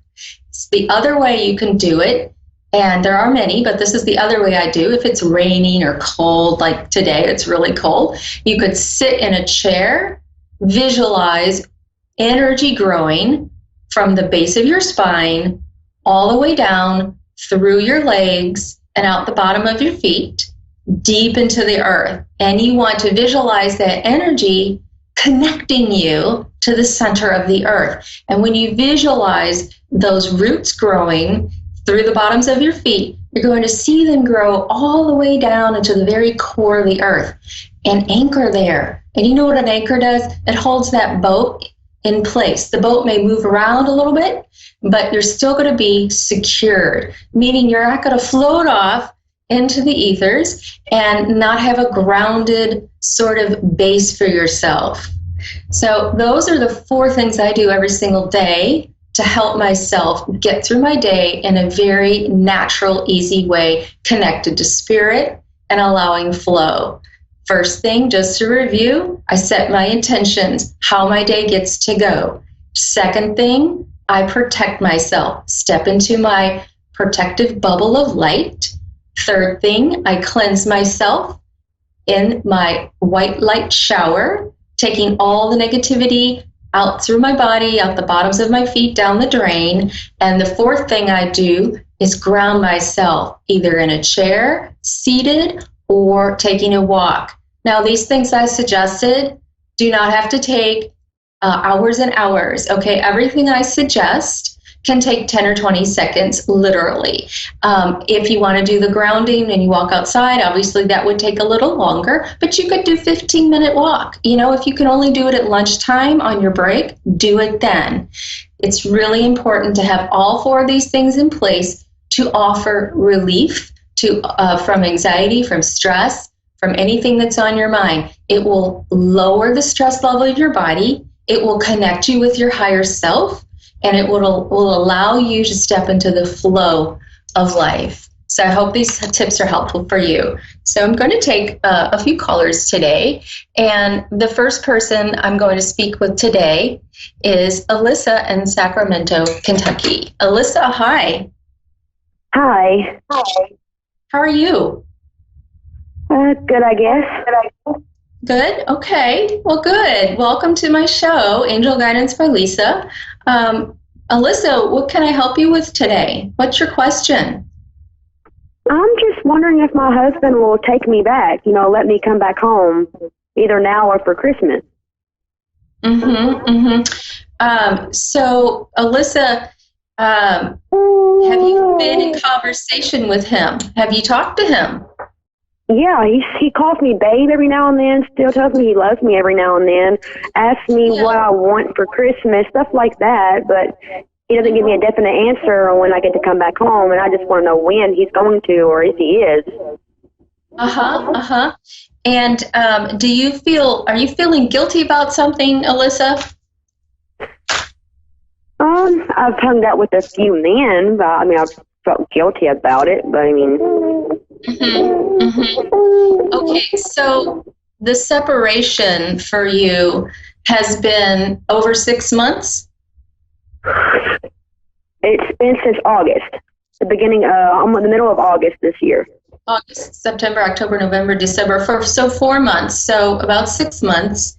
And Okay, so what I need you to do, Alyssa, is you need to decide right now that if this is what you want to do, you get to do it, okay? And you're putting all your power and all of your decision making into the hands of somebody else, okay? Now, your husband and you may have had a disagreement about something, and that does happen. However, you are married, right? This is a marriage. Yes. So this marriage means you have, need to have balance in your relationship, which means you need to talk about what you are feeling, okay, and where you want to be. Have you told him you want to be back home? Yes, many times. Okay, many times. Okay, good. And his response is sort of iffy to you, like he says, yes, no, okay. So what I need you to do then is set a date where you're going to know either way if you're going to go back home or not. So have you set a date where you said to him, I need to be back home by December 25th, for example, Christmas? Have you said that to him? No, I had not said that to him because he doesn't do ultimatums. He would get very angry with me. Angry with you. Okay. Well, this anger to me feels like there's something unresolved between the two of you, and that's not discussed, that hasn't been talked about, that needs to be brought up. It also sounds like you could actually use someone like a third party, like someone who's not someone you know, who might be able to be objective about it, to sit down and talk to you too. It doesn't have to be a counselor, but it would be nice if you could have someone who you both respect sit down and sort of be a mediator between the two of you. Is that possible to find someone like that? It's possible, but my husband doesn't like to bring our relationship up to other people. So that's kind of out of the question most times. I see. So what I'm hearing you say is that he has all the control. Basically. And so with this, have you looked at this separation as an opportunity or as something that is negative? Negative. Negative, okay. So if it's negative and that's all you see it as, you're going to keep getting more negative things in your life from him. Did you think, or have you thought about looking at it from a different view? Looking at it is, this is an opportunity for you to release what doesn't serve you. Right now, it looks like you'd be going back into an angry person's home who doesn't really support you and give you the love that you deserve. Does that sound right? Do you want to go back to an angry person's home? Why do you feel? I want it to be better. Well, yeah, you want it to be better. Do you feel like he's suddenly going to change overnight? I have no idea. I don't know. I don't know with him. Right. There's a lot of unpredictability with him, and because he's so unpredictable, he keeps you on the fence, and that's where he wants to keep you. It feels like he's not willing to allow you back into your home with him. If that's the case, if someone doesn't want you, do you really want to be with them? Ask yourself that hard question. I know it's not something that you really want to hear, but sometimes we have to really decide who to let into our life.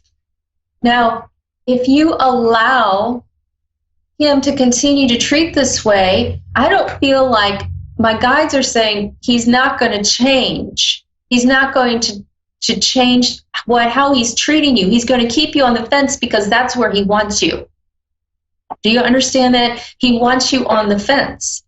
He's not going to let me back home, is he? It doesn't feel like that way to me. It feels like he wants to keep you on the fence. He wants to keep you under his control, but still not completely free you. Do you understand that? He doesn't want to completely let you go. And that is you letting him have power over you, okay? And maybe he did have power over you while you've been married, and maybe that's been the circumstance, but it doesn't have to be that way forever, okay? So you get to decide if you're going to change and go your own way, or you're going to continue this power struggle with him. Because honestly, Alyssa, I don't see it changing for him and how he treats you and allowing you back into your home. And I'm so sorry to tell you that, but it feels very, there's a lot of pushback from him. There's a lot of resistance from him. And you're not honoring yourself. Love yourself enough to recognize that you need to set a date when you're going to decide it's him or someone else, okay? It's him or you giving yourself the honor and the path out, okay? I'm so sorry to tell you that, but I really don't see this changing, okay? So Alyssa, if I go back home, he's still going to be the same. Yes, ma'am. Yes, do you see him even let me come back home at all? I feel like it would only be temporary. I don't feel like it would be a permanent situation. I feel like there's a possibility in the springtime that he would allow you back in, but I don't feel like it's going to go back to the same way you had before, which I know is sad because we don't like to let go of things that have been sort of comfortable. But sometimes we have to in order to grow, right? And sometimes we have to do that for the benefit of not just us, but our children, our family, etc. So I'm not seeing this happen, and I'm very sorry to tell you. Okay? All right. I'm so sorry. All right? Please know that you deserve the best. And if he's not going to give it to you, you will find someone who can. Okay? Consider that there's someone else out there for you, and it's not him. All right? Look at him as giving you an opportunity to find that person. All right, Alyssa?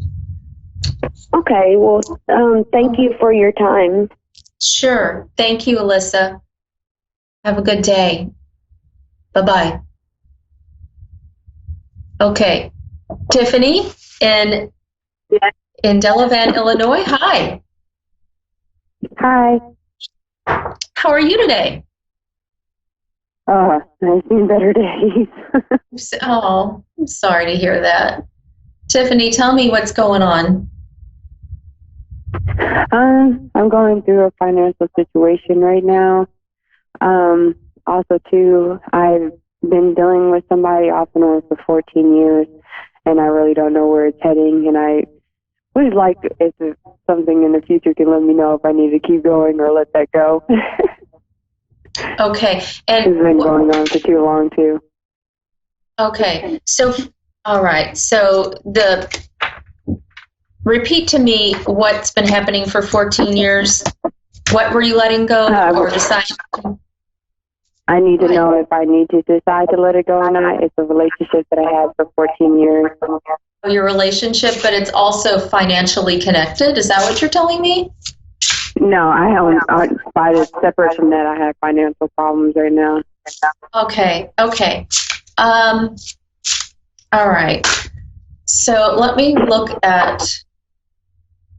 see. I feel like, okay, first of all, I feel like you have an inner voice that you're not paying attention to. I feel like you're pretty intuitive, actually. Would you understand that? Explain it a little bit to me. Yeah, it feels like you're intuitive and you're not really allowing that intuitive information, which is our higher guidance, to come through and to guide you. And so when that higher guidance is not in place, we kind of react to our circumstances versus moving forward with intent and purpose. Okay? I feel like there is, with your relationship, it feels like there's a large imbalance there. And it feels like you really need to decide and get off the fence, because what you're doing is, I feel like you've been debating this for quite some time. Like in your heart, you know there's something not quite right for yourself, for how you get to move through life, what makes you happy. It feels like you've been debating this and been on this fence for a long time. I feel like when you reach 16 years, okay, and I know this is going out a couple years, but I feel like at 16 years, that's when it's going to be completed. That's what I feel. There will be completion in 16 years. Now, to me, that means there's going to be this decision you can make at that time where all of the energy, all of the power, everything you put into this will either just dissolve and you'll go your separate ways, or you will decide to put up with it and leave it and stay with it. All right? I don't know what's going on in 16 years total. That would be 2 more years from now. But I feel like at 16 years, that's where it's going to go away. It will be a point in your life where it's like we have these points in our life where there are milestones where we can, on our soul path, we can walk on our soul path, and like it's like a highway, and we get off at exits, okay, and take another turn. Or we can decide, because we have free will, to stay on that same highway and keep doing things the old way. In 2 more years, it's like I always feel like a rebound, and everything I wanted always was given to other females. Right. And it's like something that he has taken from me that had made me feel less of a woman to myself. Yeah. You know what I think also in 2 more years from now, it's going to be so painful and it's going to be so apparent that you need to stop what you're doing. You need to change directions. And, I don't know how that's going to look at that time, but it's going to be very obvious to you that that's the direction you need to go to move on. Now, knowing this allows you to get your house in order, meaning decide, get your ducks in a row. If you were to leave at that time, in 2 years, if you were to leave, then you could prepare and decide how to take care of yourself the best, financially, physically, emotionally, spiritually, in all those ways, okay? So if you're going to decide that, you need to act on it. You need to see into the future how you want your life to look. All right? What's it going to look like in 2 years? My biggest thing is to move away from here. That's funny you said that. You need to definitely see how that will look. This is the thing. So many people feel like we don't have our own power, like we have no control over the circumstance or the situation, but we really do. It's a lot of times we are picking up on other people's energy and they kind of manipulate us. They manipulate us into believing this and believing one way when you know in your heart it's really not, but you allow that. And it's not a bad thing, and it's not anything that you should beat yourself up over. But it's also deciding where you draw the line. What do you put up with? Where are you going to stop? Where are you going to stop for yourself? Where are you going to give yourself the love and support that you deserve? If you move on, I'm telling you there's someone else for you. and it's not doing you any favors to stay. All right? It's decide, you're talking about moving away, decide how that's going to look. Visualize how you would see yourself in a year or 2 years. It may come faster if you work on it now. So understand that if you decide that you want to see yourself in a loving, mutually beneficial, supportive relationship, put it out there that that's how it's going to be for you. And start seeing yourself. And how do you feel when you're in that relationship? How does it look? How does it feel? Do the same thing for your finances. If you're feeling like your finances and your money situation and your job, or however that's all connected, is not supporting you, how does it get to be for you? Start setting intentions. Start deciding how it's going to get to go for you. You have more power than you realize. I feel like you sell yourself short. Does that sound right? Because start deciding how things are going to get to go for you, because my dear, you have the power. Okay? I really, really do wish you all the best. I'm sorry I don't have any more time right now, but I do want to let you know, if you have any questions, message me on my Facebook page at Pure Love Energy. I am going to be starting up a Facebook group in 2020, helping people with situations like this. Okay? Tiffany, thank you so much. I wish you all the best. You're welcome. Stay. Thank you. Bye-bye. Bye-bye. So we had a couple questions today about relationships, and you know what I heard is that I hear people who aren't claiming their power. And that's nothing to be ashamed about, and I'm not beating anyone up for it, because I've been there, I've done that, not claim my own power. But I will tell you this, you can do it, and I will teach you how, and I'm going to start doing that in 2020. So pay attention and listen for details surrounding that opportunity for everybody, okay? Thank you so much for joining me today on my show, Angel Guidance by Lisa. I hope everyone has a great day. Bye-bye.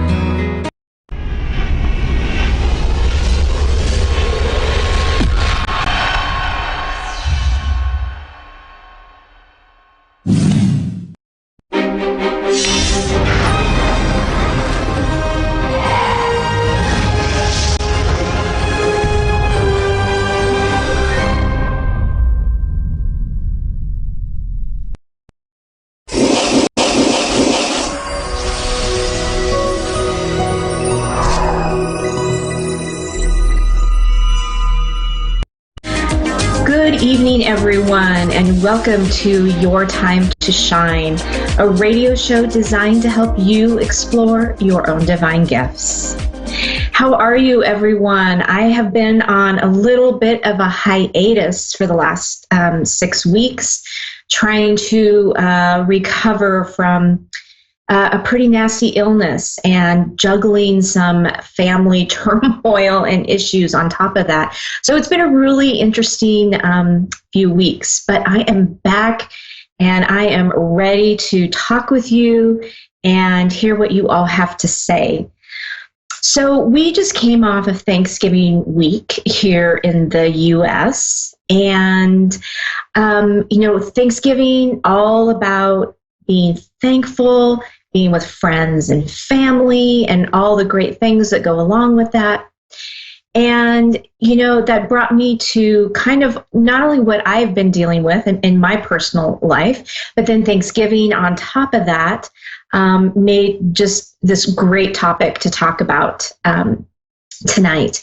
So as we go through life, we're going to hit bumps and hiccups along the way. Some of them are going to be a little more extreme than others. And some of them we're tearing our hair out. Some of them we slide right through, no big deal. But it's those times when things pile up. It's like, it seems to be like one thing after another, after another, after another. And pretty soon you feel like you have the weight of the world on your shoulders and you don't know how to crawl out from all of this, what seems to be bad luck and negativity. And I personally pride myself on being a very positive person in life. And it takes a lot to get me down. And so when I get to that point, it makes me stop and think about how I need to find more things to be grateful in life. Now that, when you're that kind of far down, is so much easier said than done. I will be the first one to tell you, so much easier said than done. So what do you do when you find yourself in that spot? Because sometime during that peak of your life, you're going to find that. There's just going to be things that go on. How do you cope with that? How do you find the gratitude? How do you come back to that space? And I have to tell you, I had to dig really, really, really deep, probably deeper than I have ever had to dig in my life. And so it really made me aware of some of the things that helped me get through that. Now, what are some of those things, you ask? So, I did a lot of meditation when I could. Now, granted, I was sick a good portion of that time. So trying to meditate was not my thing. But once I kind of got out of that and I was feeling a little bit better, meditation really helped, really helped me get to a different level. Leaning on my friends and family and those trusted ones around us. We all have those people. We all have those trusted people that we would just hold so close and know that they are with us through thick and thin. So lean on those people. And, maybe you don't need anybody to give you any answers. You're just looking for someone to hear you out, just to let it all out so that it's not in you anymore. It's not in your body. You're releasing it and letting that go. And so I relied a lot on my friends, my very close friends, to help me get through that. And I also tried to do what I call, and I've talked a little bit about this on some past shows, ramblings of gratitude. And what is that? So ramblings of gratitude are picking either one thing or a multitude of things that you're thankful and grateful for. They could be as simple as the shoes on your feet. So it can be super simple. You could go into something and you just have to carry the thought for 17 seconds. And if you carry that thought for 17 seconds, you kind of feel a little bit of a lift. If you can carry that thought, or even if you can carry that through your voice and continue to talk about it for a minute, you raise even higher in your vibration. If you can talk about it or think about it and visualize it for 3 minutes, that's when all the manifestation, all the good things that come to you, that's where all that yummy juiciness comes from. So what does this look like? So I'm going to take the example of my car. And you just start by saying, I love my car. I am so happy and grateful for my car. I know when I get in my car, it's going to take me from point A to point B because it's so reliable. I'm so grateful and thankful for my car. I get in it and it's nice and toasty warm after it's been running. And I know that I'm safe and I'm warm and I'm going to get from point A to point B. And I'm so happy and grateful and thankful for my car. I love my car. I love the way the seats feel when you get inside of it and you sit down and you start going down the road. It's so comfortable. It's so plush. I absolutely love my car. I love how I can go put gas in it and it runs just perfectly. I am so grateful and so thankful for my car. I'm so grateful for what it can do. In the summer, when it's hot, I can stay cool. In the winter, when it's warm or cold, I can stay warm. I'm so grateful and thankful for my car. So that's just an example. You always want to start off with, I am so thankful for, You always want to end with, I am so thankful for. Now, some of you are really great visualizers, so you can visualize things in your head. You can see yourself sitting in the car. You can see how it feels. You can see it going down the road. You can see it driving from your house to your office. And that works great. For those of you who don't have that great of, the imagination, that's a hard one for you. You can talk it out just like I did. You can talk it out silently, or you can talk it out aloud.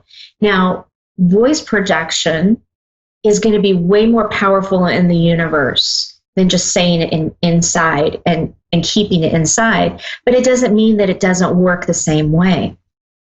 You can even write it out. You could write it out on a piece of paper, why you're so grateful and thankful for something. Now, again, I just focused on my car. You don't have to do that. You can be thankful for the shoes on your feet. You can be thankful for your car. You can be thankful for your job. And you can just keep going and going and going. Whatever makes the most sense for you, whatever it takes to raise your vibration and get you out of that space that is not good for you and no fun, because you don't want to stay there for very long. You want to bounce right back out of that. So try that, the ramblings of gratitude. See how long you can keep it going, because as you work with it and as you practice it, 3 minutes, believe me, 3 minutes will go just like that, and you'll see how easy it really is. So if you have any questions about the ramblings of gratitude, how to do it, what it looks like, feel free to reach out to me on Facebook at Julie Yeager Walker Medium, or you can catch me over on, my other Facebook page is Your Time to Shine, or my website is www.wingsofsoulswithjulie.com, and I'd be happy to help you get through that process. So now we are going to head to the phone lines. We have Kura in New Wales, Australia. Oh, Lynn, pardon me, I read that wrong. Lynn, good evening and welcome to Your Time to Shine. Good evening. How are you? Yes, I'm good, thank you. Excellent. So what can we do for you this evening? I would just like to know what's ahead in the next 6 months, please. I'm sorry, can you repeat that last part again? I would just like to know what's ahead for me in the next 6 months, please. Okay. Perfect. So let me just tune into your guides and see what they have for you. There's going to be a little bit of silence while I tune in here, but be assured that I haven't gone anywhere and I'll be right back with you, okay? Thank you.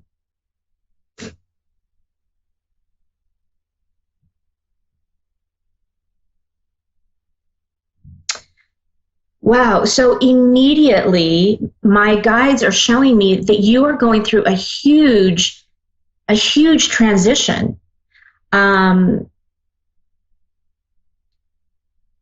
It's a very big transition. Hang on, let me see if they can show me exactly what that transition is.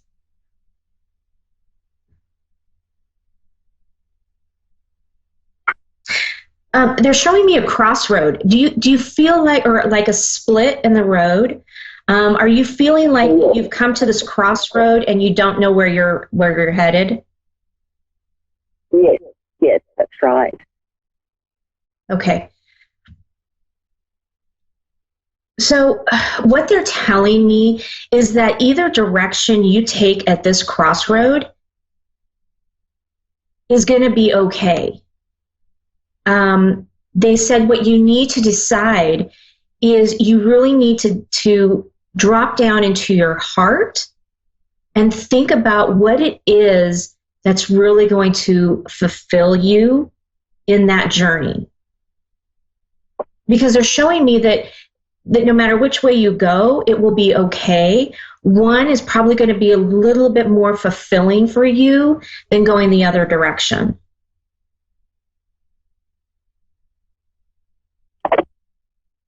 So okay. I'm getting the feeling. I'm getting the feeling that it might be a job-related transition. Oh, okay.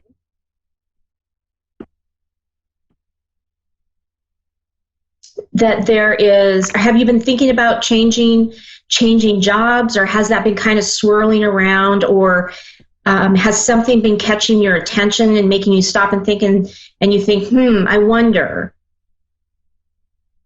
Not with work, no. Okay. Well, they're showing me that there is some kind of a transition coming up. Whether that is a transition within the same company, within the same, like maybe they're showing me it's like what you're doing right now, there's like another direction or another offshoot that you can take. And it's very possible that it's still within the company you're with. It's just a little bit different direction than what you're going right now. Okay. Okay, thank you for that. Yeah, you're welcome. I'm just looking to see if there's anything else that they want to show me here. So one moment.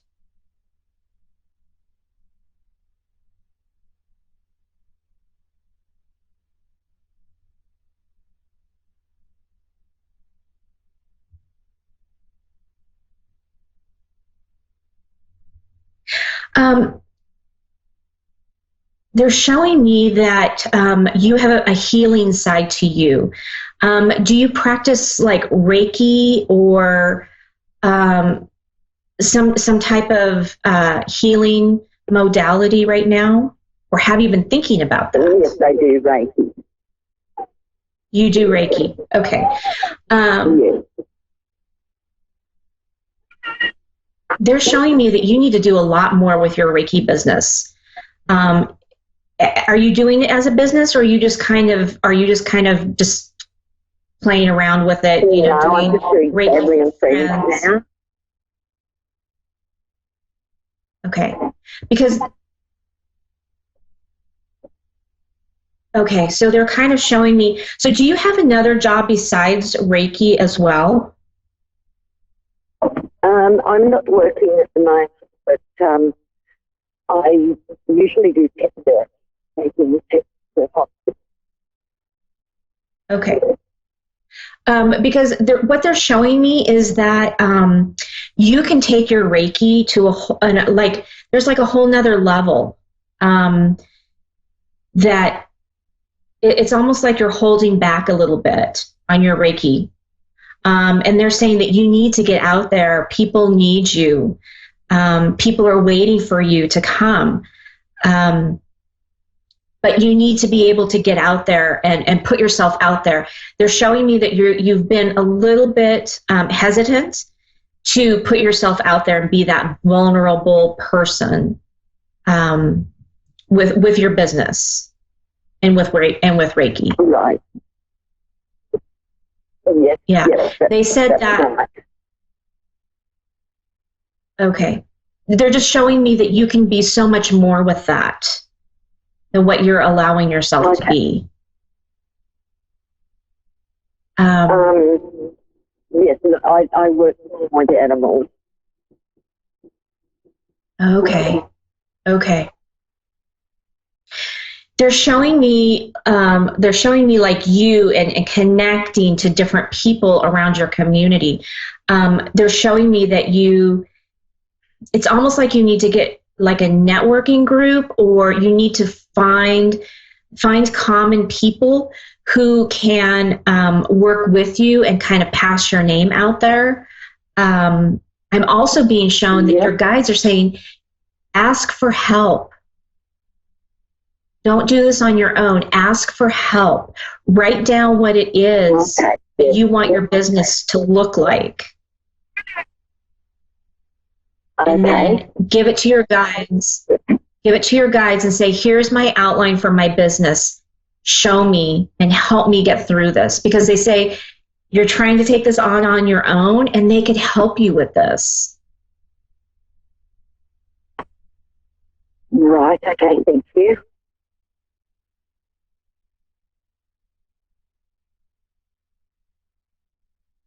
They're showing me you have a very, very bright future. I mean, like when I first connected with your guides, it was like this huge explosion. And it wasn't an explosion that's like a devastating explosion. It was like an explosion of bursting out, of, connecting and getting out there. 2020 is going to be a really powerful year.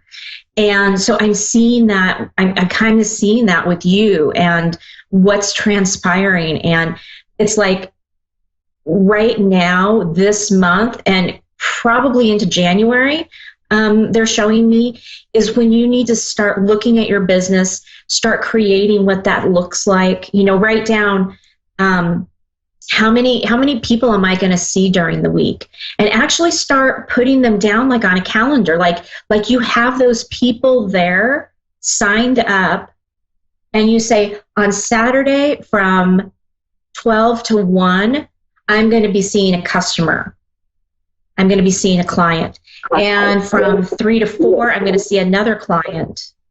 So get like a calendar and a schedule and just have fun with it, play with it. Say, this is where I want my people to come. This is where I want my customers. Yes, okay, that sounds like a good idea. Yeah. I mean, it's very high, powerful, exciting energy around you and around the Reiki. And I can see how the animals really, really, they just take to you. I mean, it's like they're butter in your hands. I mean, they just melt. So it's a fantastic, beautiful, beautiful thing. So work with that. Really outline what it is you want to see this become. And then call in your guides and your angels and say, here it is on paper. Help me with this. Show me. Yeah, a little bit like manifesting.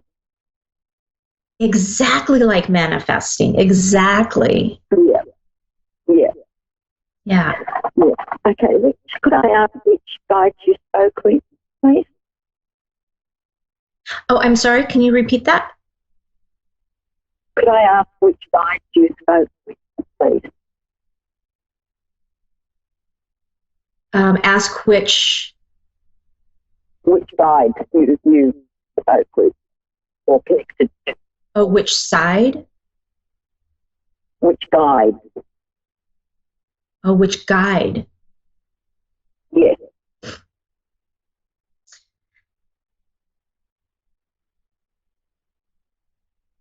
You have many of them. Archangel Michael comes really heavily into the forefront. Yes. He is really out in the forefront for you. I see other angels around you as well.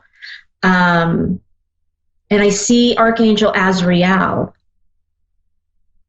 around you as well. So, you can call on them, or if there's somebody else, if there's another guide, if there's a loved one that you know of, feel free to call on them. It doesn't have to be Archangel Michael or, anyone like that. But I can feel their presence around you very much. Okay, great. Thank you. You're very welcome. Is there anything else that I can help you with tonight? Oh, yes, there is actually. I was applying for a housing allocation. Just wondering how will that go? So for a new place to live, okay. For a permanent housing.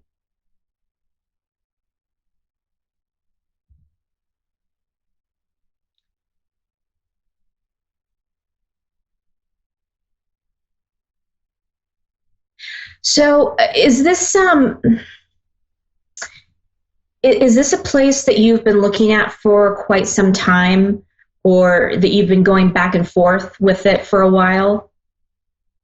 I've been going back and forth with the application. They just keep sending more and more details that they need.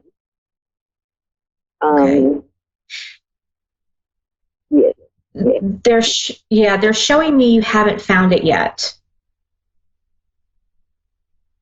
There's one coming up. Coming up, though, is there a length of time, or long or short, or?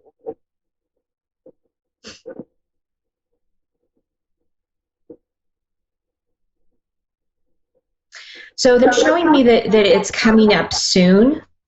Okay. Yeah, they're showing me that it's going to be sooner rather than later. The one little caveat that we'll put on that is that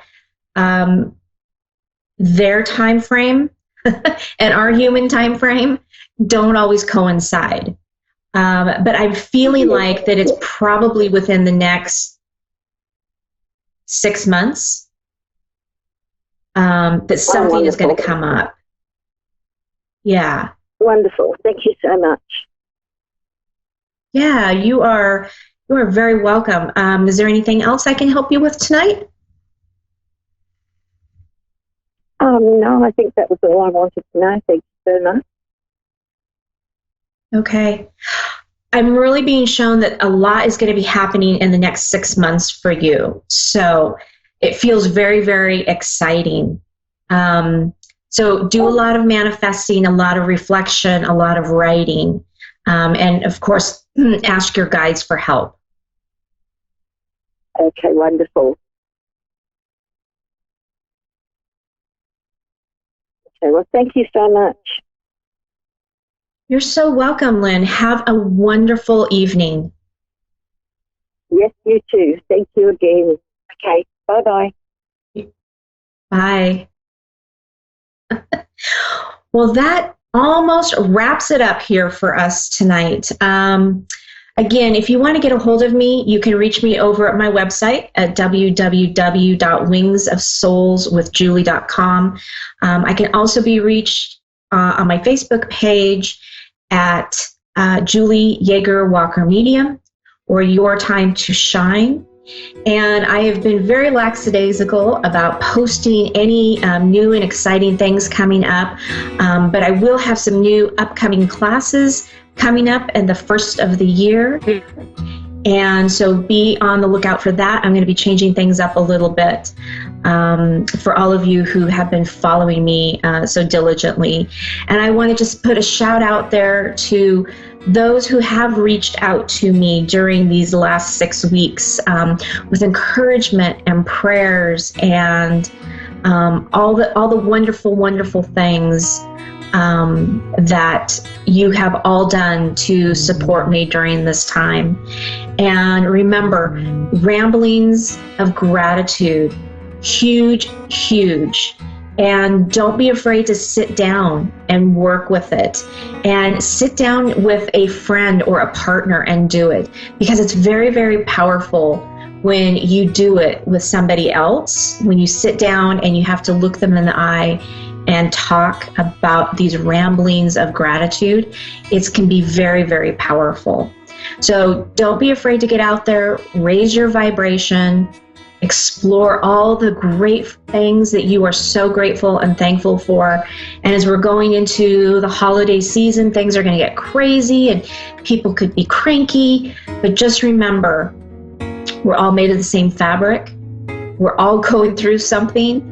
Be patient with each other, love each other through it, and remember your gratitude, and remember your I can't even say it, ramblings of gratitude. So that is all for me this evening, everyone. Have a wonderful evening, and we will see you again next Thursday night.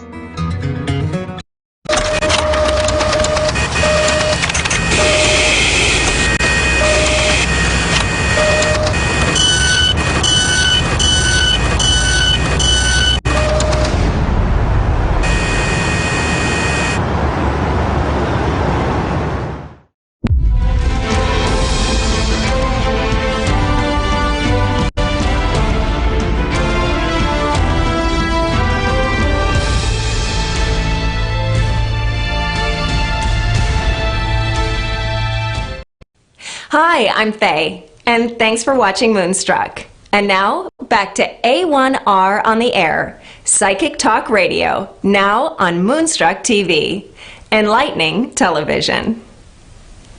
Hello, everybody. I'm Amber Price from Sapphire Souls here on Moonstruck TV and A1R Radio. I'm so happy to be back this week and ready to go.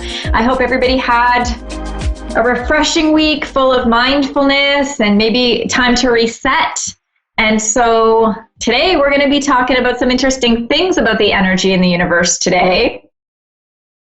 This week has been absolutely crazy for the energy that's been just kind of boiling around everybody. And so as I'm doing my light work and I'm seeing clients this week and I'm navigating through my own personal life and all of the things that are going along with it, it is just more obvious that we're in a shift. So last time we met, we talked about how the fall changes things and how we, the trees remind us that as the the leaves lose, oh my goodness, the trees lose their leaves, that we have a time for change. And so basically, this is reminding us that we have to really start to let go of some things. And so when we do let go of these things, what happens?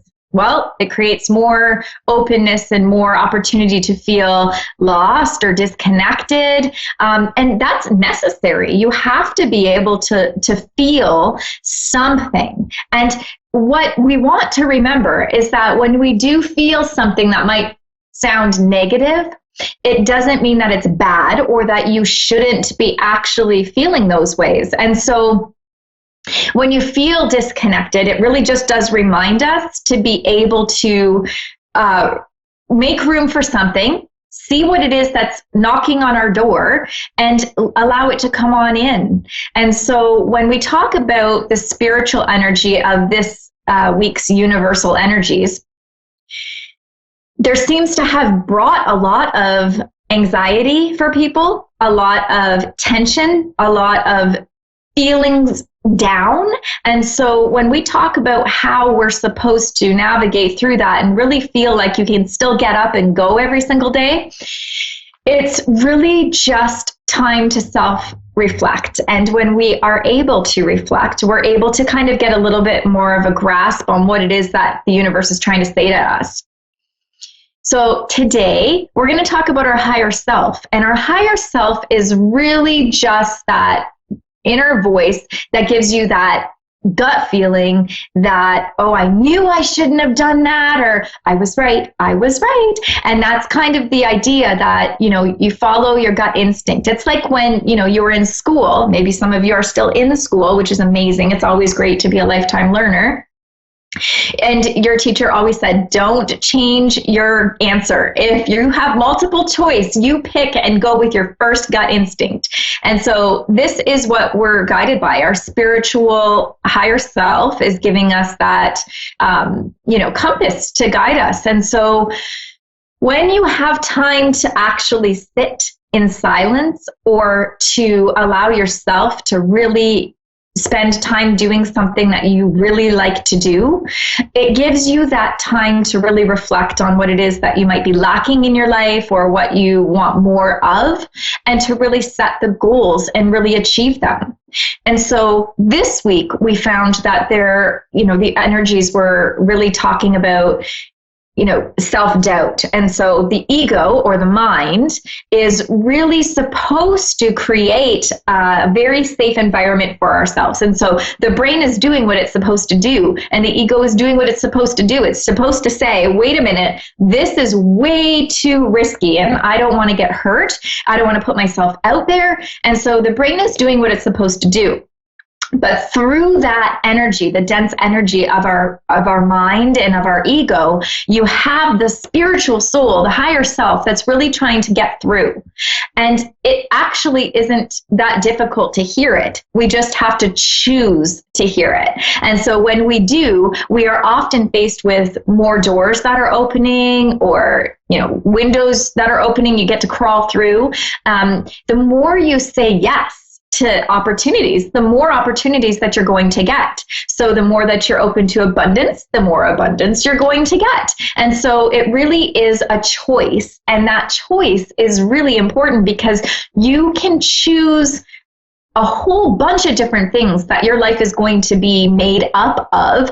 And so it may be a mix of choosing to deny yourself of something that you really do deserve. And so how I'm seeing it, and the universe is kind of reminding this week that the only way you're going to achieve the goals that your higher self needs to achieve here in the physical world, in this human experience, is if you actually take the time to be able to adjust your plan and say, I am no longer going to fear taking a risk, because every single person here on this planet is here doing the exact same thing. And so what happens is, other people might be in our ear and saying like, oh, you shouldn't do that, or, you can't make a living out of something like that. I was speaking to a few people this week in my life coaching, and it's an often said thing to people that, oh, you can't make a living being an artist. You can't do photography. Oh my goodness, what are you thinking? You can't switch your career halfway through your work life.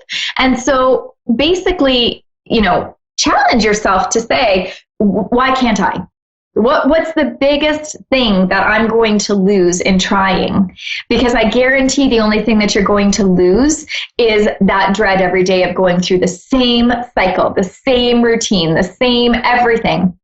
And so when you actually take a leap of faith and put your whole heart and soul into something, you can never lose because your soul is guiding you.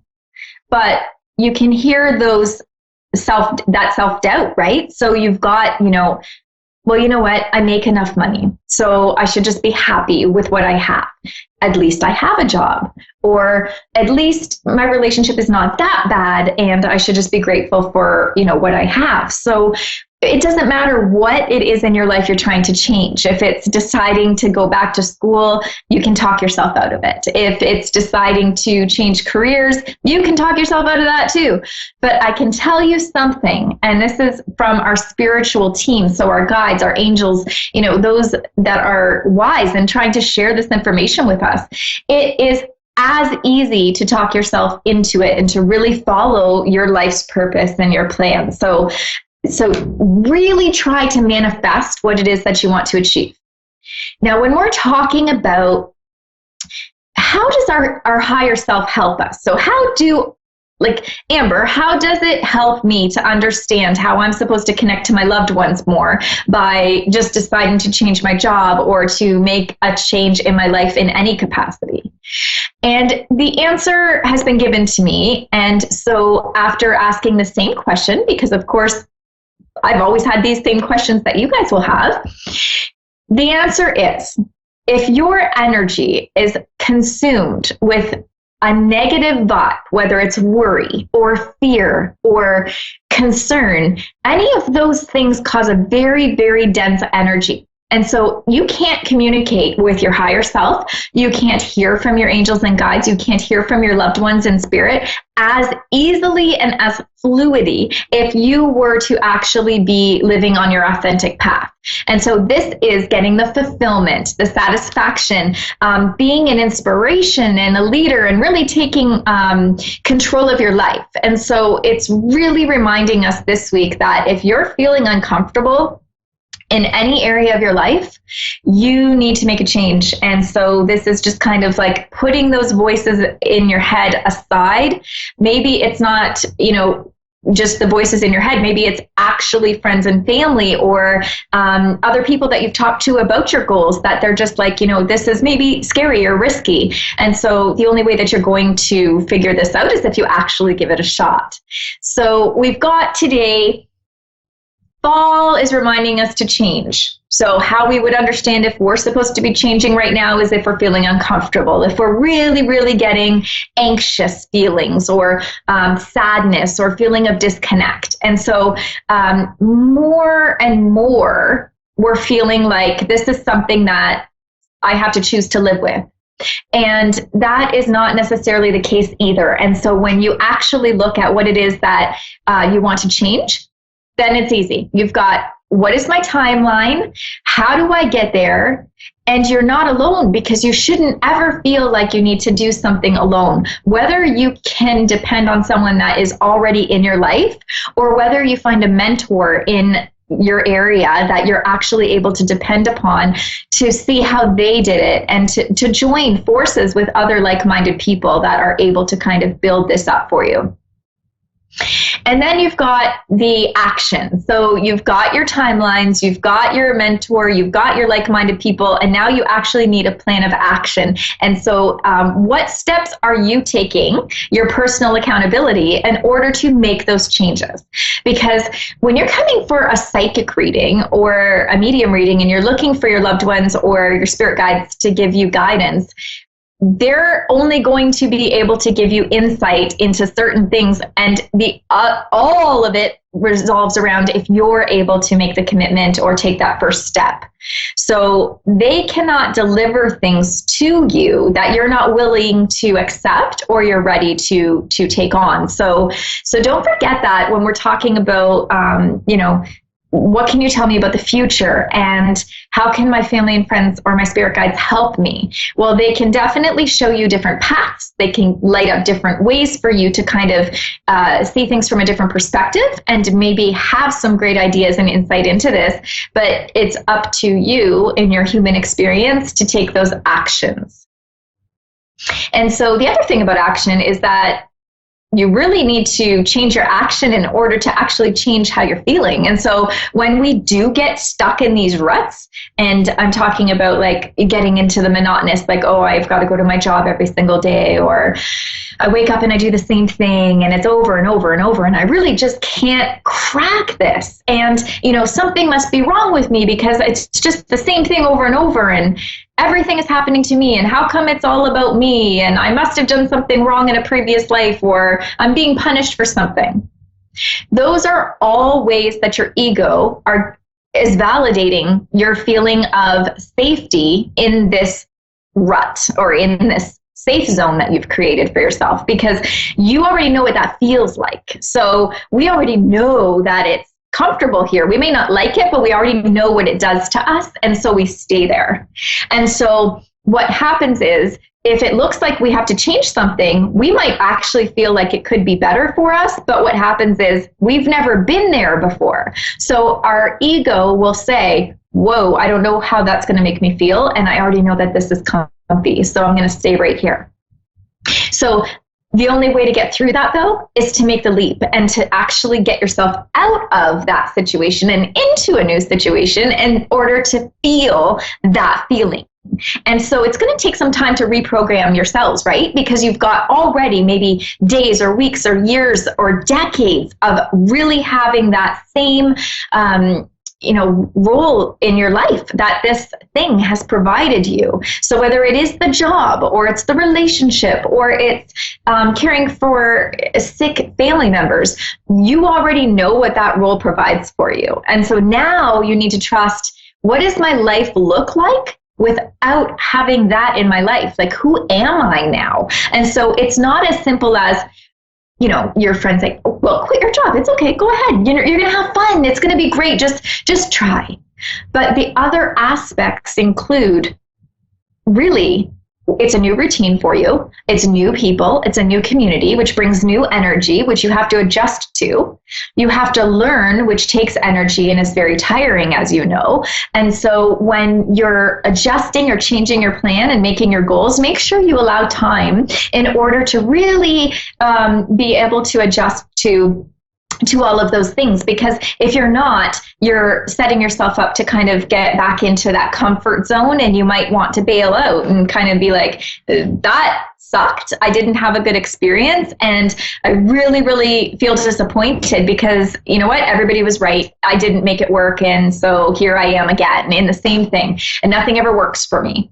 And so your spirit guides and your angels and your whole spiritual team are here today to remind you that this week in particular in the universe, it is really, really challenging you to take that leap into something new, or at least to start making the decisions that in yourself aware of what is it that you're actually benefiting from in your current life, and what could you be doing to benefit even more. And so you could have everything already sorted out. You have already taken all these leaps and you're really into it. And you're like, Amber, I've had my goals. I've set my timelines. I've got my action. I'm in it. I'm doing it. I love it. But I don't know what now, because I've been doing this. And now I'm like, I feel like something's lacking still. And so that's how you're ascending, because you can't stay in one thing for too long.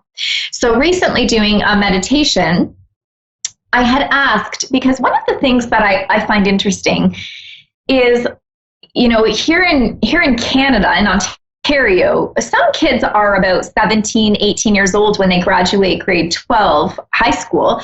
And at that point, they're really supposed to know what it is that they want to do with the rest of their life career-wise. And in most cases, by grade 9 or 10, they're supposed to be at 14, 15 years old, really setting up what classes they're even taking in order to get to that goal in grade 12, to be able to be connected to post-secondary education to get to that goal. So if you're thinking about the fact that you don't even really know who you are at that point, and who you are at 17, 18, 19 years old is going to be very different than who you are at 27, 28, 29 years old. And so when this happens, you can't expect that you're going to be okay with the one career choice for the rest of your life. So this is something that during my meditation, they really helped enlighten, because what I've noticed in my career as a life coach and a psychic and a medium is that most people are not fulfilled with the job that they're doing, because it's not what their soul's purpose is. And so if I know what my soul's purpose is, then I have fulfillment, which equals success. And so when I have a successful life, it doesn't matter how much money you're earning. It doesn't matter how many kids you have or how many cars you have parked in your driveway. You have the energy that's radiating out of you, and it screams satisfaction, fulfillment. It's just radiating like the sun from your energy. So it's really just deciding to know. You can pick your career out of high school, and you can do it for 5 to 10 years. And in 5 to 10 years, if you're starting to feel the itch and you really need to make the changes, you might just have to tweak your area that you're actually in. So if you're already in healthcare, maybe you're going from, one level of nursing to another. Or if you're in law, maybe you're going from, legal assistant to lawyer. It doesn't matter. You could completely switch. You could be a lawyer and then all of a sudden want to open a restaurant and completely abandon law and just completely go into a different field altogether. And this is okay. And so we really have to get rid of that notion that the disappointment is coming along with those changes. People feel like if I make a change in my career and I don't know what I'm doing, or I've been flip-flopping between careers or jobs, that it kind of puts off an energy that, I'm flighty or I'm indecisive or I really don't know what I'm doing. And there's a lot of time and energy and potentially resources that are wasted in going through these ventures. But what actually is being told and taught to us by this is that your soul is challenging you to put yourself first and to put your needs first. And when you do that, you can serve the community, the world, humans around you with much more intensity and like fulfillment and purpose. And so the meaningfulness behind the work that you're doing goes from here to way up here. And so when that happens, you become successful, because if you can get your role in life and really have the passion behind it, that's what gets you success. That's what gets you fulfillment. And so from there, that's when you get to navigate the map of your next part of your life, and it takes you in whatever direction that you want. And so right now is the time to really start crafting up a plan to decide. And I really feel that there are too many people right now that are really deciding to just play it safe and stay where they are and really not rock the boat and really put themselves out there because it's uncomfortable. And so what I say is, it's short-term discomfort. And so if I'm looking at, changing my job, I'm just using careers because this is actually the week in which people are being tested for this. So if I change my job, I might have 3 to 6 months of discomfort. But if I stay where I am guaranteed to have 15, 25, 35 years of discomfort. And so really just kind of weigh it out, because if it's really just a short-term commitment, you're going to get somewhere in the long run. The other thing is that when you want to communicate to figure out what it is that your life purpose is, you don't just have one. Like, people think that it's just one life purpose that you're here to achieve. And sometimes that is true for some souls, and sometimes it's not. Sometimes you might have multiple purposes. And so, for instance, I knew that from a very young age, probably 3 years old, I was meant to be a mom. And so that was just something that I knew. If I could have had 12 children, I probably would have. And so, I joke about that all the time, and I just say I would have just kept going. And so, I also know that I'm supposed to be a light worker. And so this did take me some time to figure out along my career. And so when this comes up, it's not a choice. I don't have to choose to be a mom or a light worker, and I don't have to choose between those things. It's a mesh. It's what I'm supposed to be achieving. And so, so all of you might have this same situation in which you're like, I really love doing this, but I really love doing this, and I can't choose between the two. And your soul is not asking you to. It's not asking you to choose. It's asking you to make room for everything. So, how do you know what your life's purpose is? How do you hear it? How do you get to the point where you feel like you even know that what you're doing, even if you have passion for it, is true? And so this is a few pointers. If you can actually reflect on what makes you happy when you're not being paid, that's your number one purpose in life. So if you absolutely love to garden and you get joy and fulfillment out of it, and you're like, I could work outside every single day of my life. Maybe you're really meant to be in horticulture, landscaping, design, architecture. And so this is something that you kind of have to decide. It might not be the traditional sense of it. You might not be able to think that, maybe I physically can't handle doing this job every single day. Well, why are you thinking it has to be the same as what you're doing? All you have to get to is that industry, to that passion that you have, and create what makes you sing and what makes your soul sing. And so a lot of times the most successful people are the ones that are really taking something they enjoy doing or are very intuitively drawn to do to help other people, and they just started doing it, and it became their career, it became their passion and their life's purpose. And so you don't have to stick with tradition, is what I'm saying. You don't have to be a teacher, a lawyer, a veterinarian, a doctor, a financial advisor. All of those ones are the ones that, even when you do career counseling, those are the ones that keep popping up. There's not usually things outside of that. And when they are, there's a big gap between what it is. You've got the high professional levels of education, and then you might go right down to the very technical levels or lower. And so what we're missing is what's in between all of that, and what can I do to change the way that people see how work in the community is valuable. And so that's a lot of times where people have worked their whole entire life, and they've decided that all of a sudden, what actually makes me proud and fulfilled is by helping others in a very not profitable way. And so sometimes people will dedicate the rest of their retired life to volunteering, fundraising, and working with not-for-profits. And so this is what makes them sing, and they take that and they run with it, and they become very successful for that cause. Okay, so you've got to look at what it is that you enjoy doing when you're not being paid. Number one.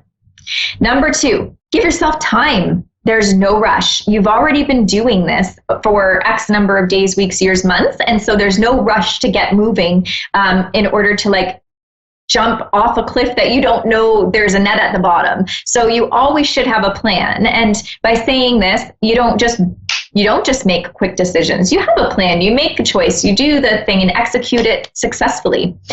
And so when you're looking at this and you're making the plan and you're taking the time to do it, you also need the time to understand what it incorporates. And so you might have to do meditation, going for walks, quieting your brain. Some people love doing dishes or, having a bath.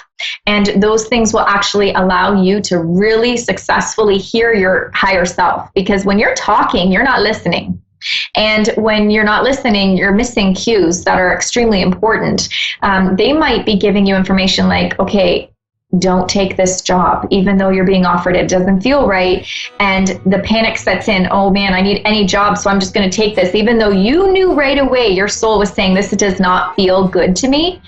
So number 3, feel what you feel. Trust your instincts, trust your gut. Go back to that. Listen to yourself. Listen to your higher self, because it knows exactly where you're supposed to be. And then you might have those feelings of deja vu. So all of a sudden you're sitting in this job you absolutely love and you took it and you're so happy, and you're maybe in a board meeting or something and you're like, whoa, I've had this happen before. This is deja vu. This is your soul's way of saying you did it, you're on the right path, you got here, you did it. But not at all does it mean that in 6 months you're actually not going to change this, that this is something that you're stuck in. You're always evolving, you're always changing, you're always moving. And you can attest to that because technology is always changing and moving and grooving, and we're always keeping up with technology. So trust yourself, trust the plan. Really just think of yourself as, what is my higher self doing? Is it programmed like, a computer technology piece? And so every so often we need to update this, and we need to really just kind of allow a download and an update. And so when you're doing all of these things, I want you just to trust in the process. Work with hearing your higher self this week. And so when you do that, you're going to be able to really hone in on what it is that your soul desires. And that's what life is. It's fulfillment and finding what you can do to contribute to the community. I am so excited to be able to bring this message to you. Thank you to Moonstruck TV. See you next week.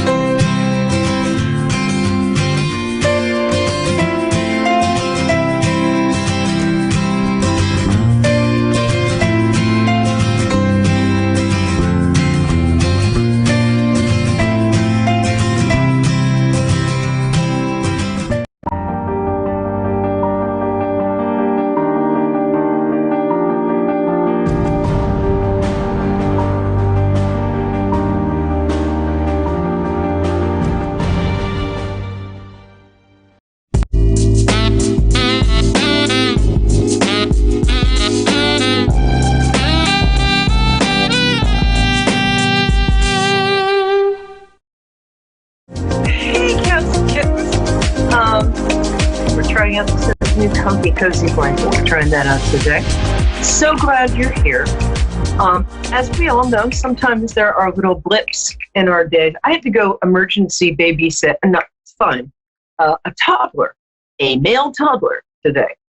So I got here about 5 minutes before the show, unusual for me. And then I reached into my purse, and here are my headphones.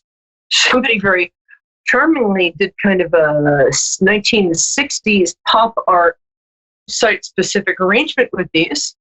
But what was also, and I think this is so sweet, he also gave me a lovely parting gift, and I'd like to share it. I think he thought I needed a makeover, so this would be, yeah, okay.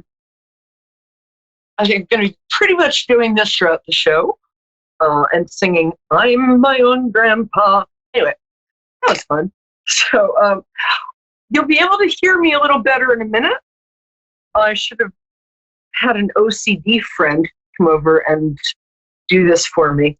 Have you ever noticed that your friends are really like obsessive compulsive?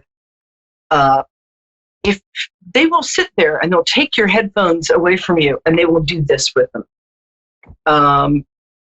I don't know why. So hi, welcome. Big astrological news, which is that Jupiter, that big, happy, benevolent, what do they call them? Big round things. Sumo wrestlers. Planets. Okay. That big, happy planet moved into Capricorn, or it's just about to. Now, when Jupiter moves into, for instance, a sign, so when Jupiter, it makes that sign sort of doing things that are associated with that sign kind of happy and lucky. If you have that sign in your chart, it sort of lights that part up for you. Jupiter in Capricorn is going to be very good for Capricorns so it will make people perceive them as, and I mean this lovingly to all my Capricorn friends, less annoying and more kind of useful and attractive. I love Capricorns. It's the most misunderstood astrological sign because they come across sometimes they can come across very kind of reserved, status conscious, or have a need to be in control on the outside. Underneath, they are dancing around in plaid undershorts wearing like moose antlers in their head. I mean, in a metaphysical and interior way. Anyway, so if you like astrology at all, you can go look your sign up, go look your chart up and see where Capricorn falls in your chart, because wherever that is, that's going to be what lights up and is an area where you have very good luck. And hopefully one that doesn't involve toddlers. The other thing that happened, we had a nice new moon recently.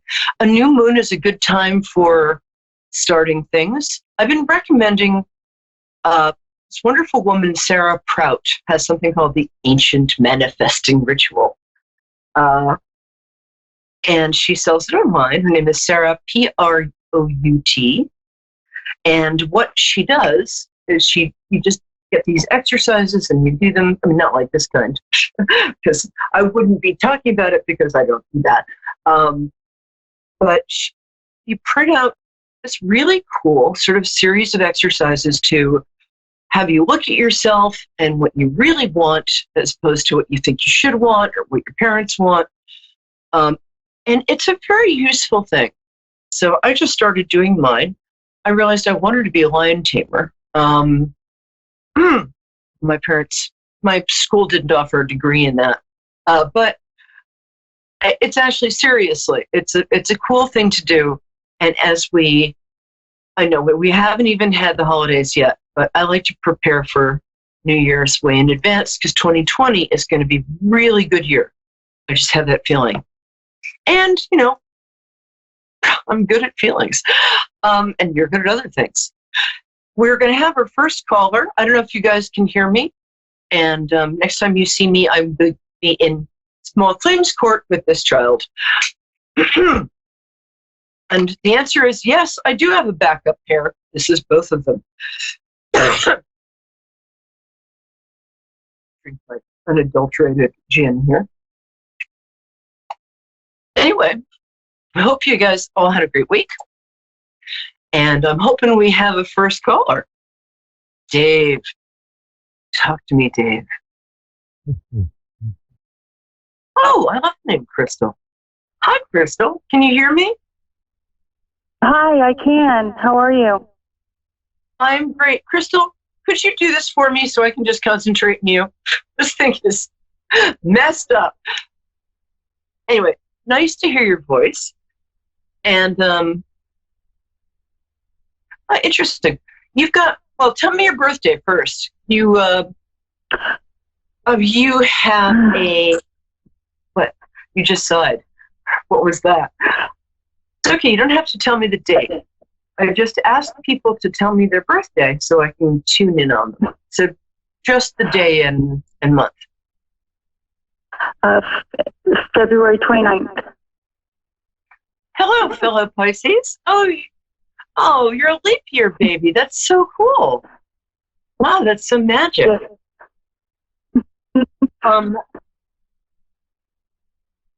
It's been an emotional. It's been very interesting all of my life. What's that? It's been very interesting for me all of my life. In what way? It must make you feel special. It's made me very empathic, I believe. That's certainly what I'm getting. The other thing I'm getting with you is that it also made you strong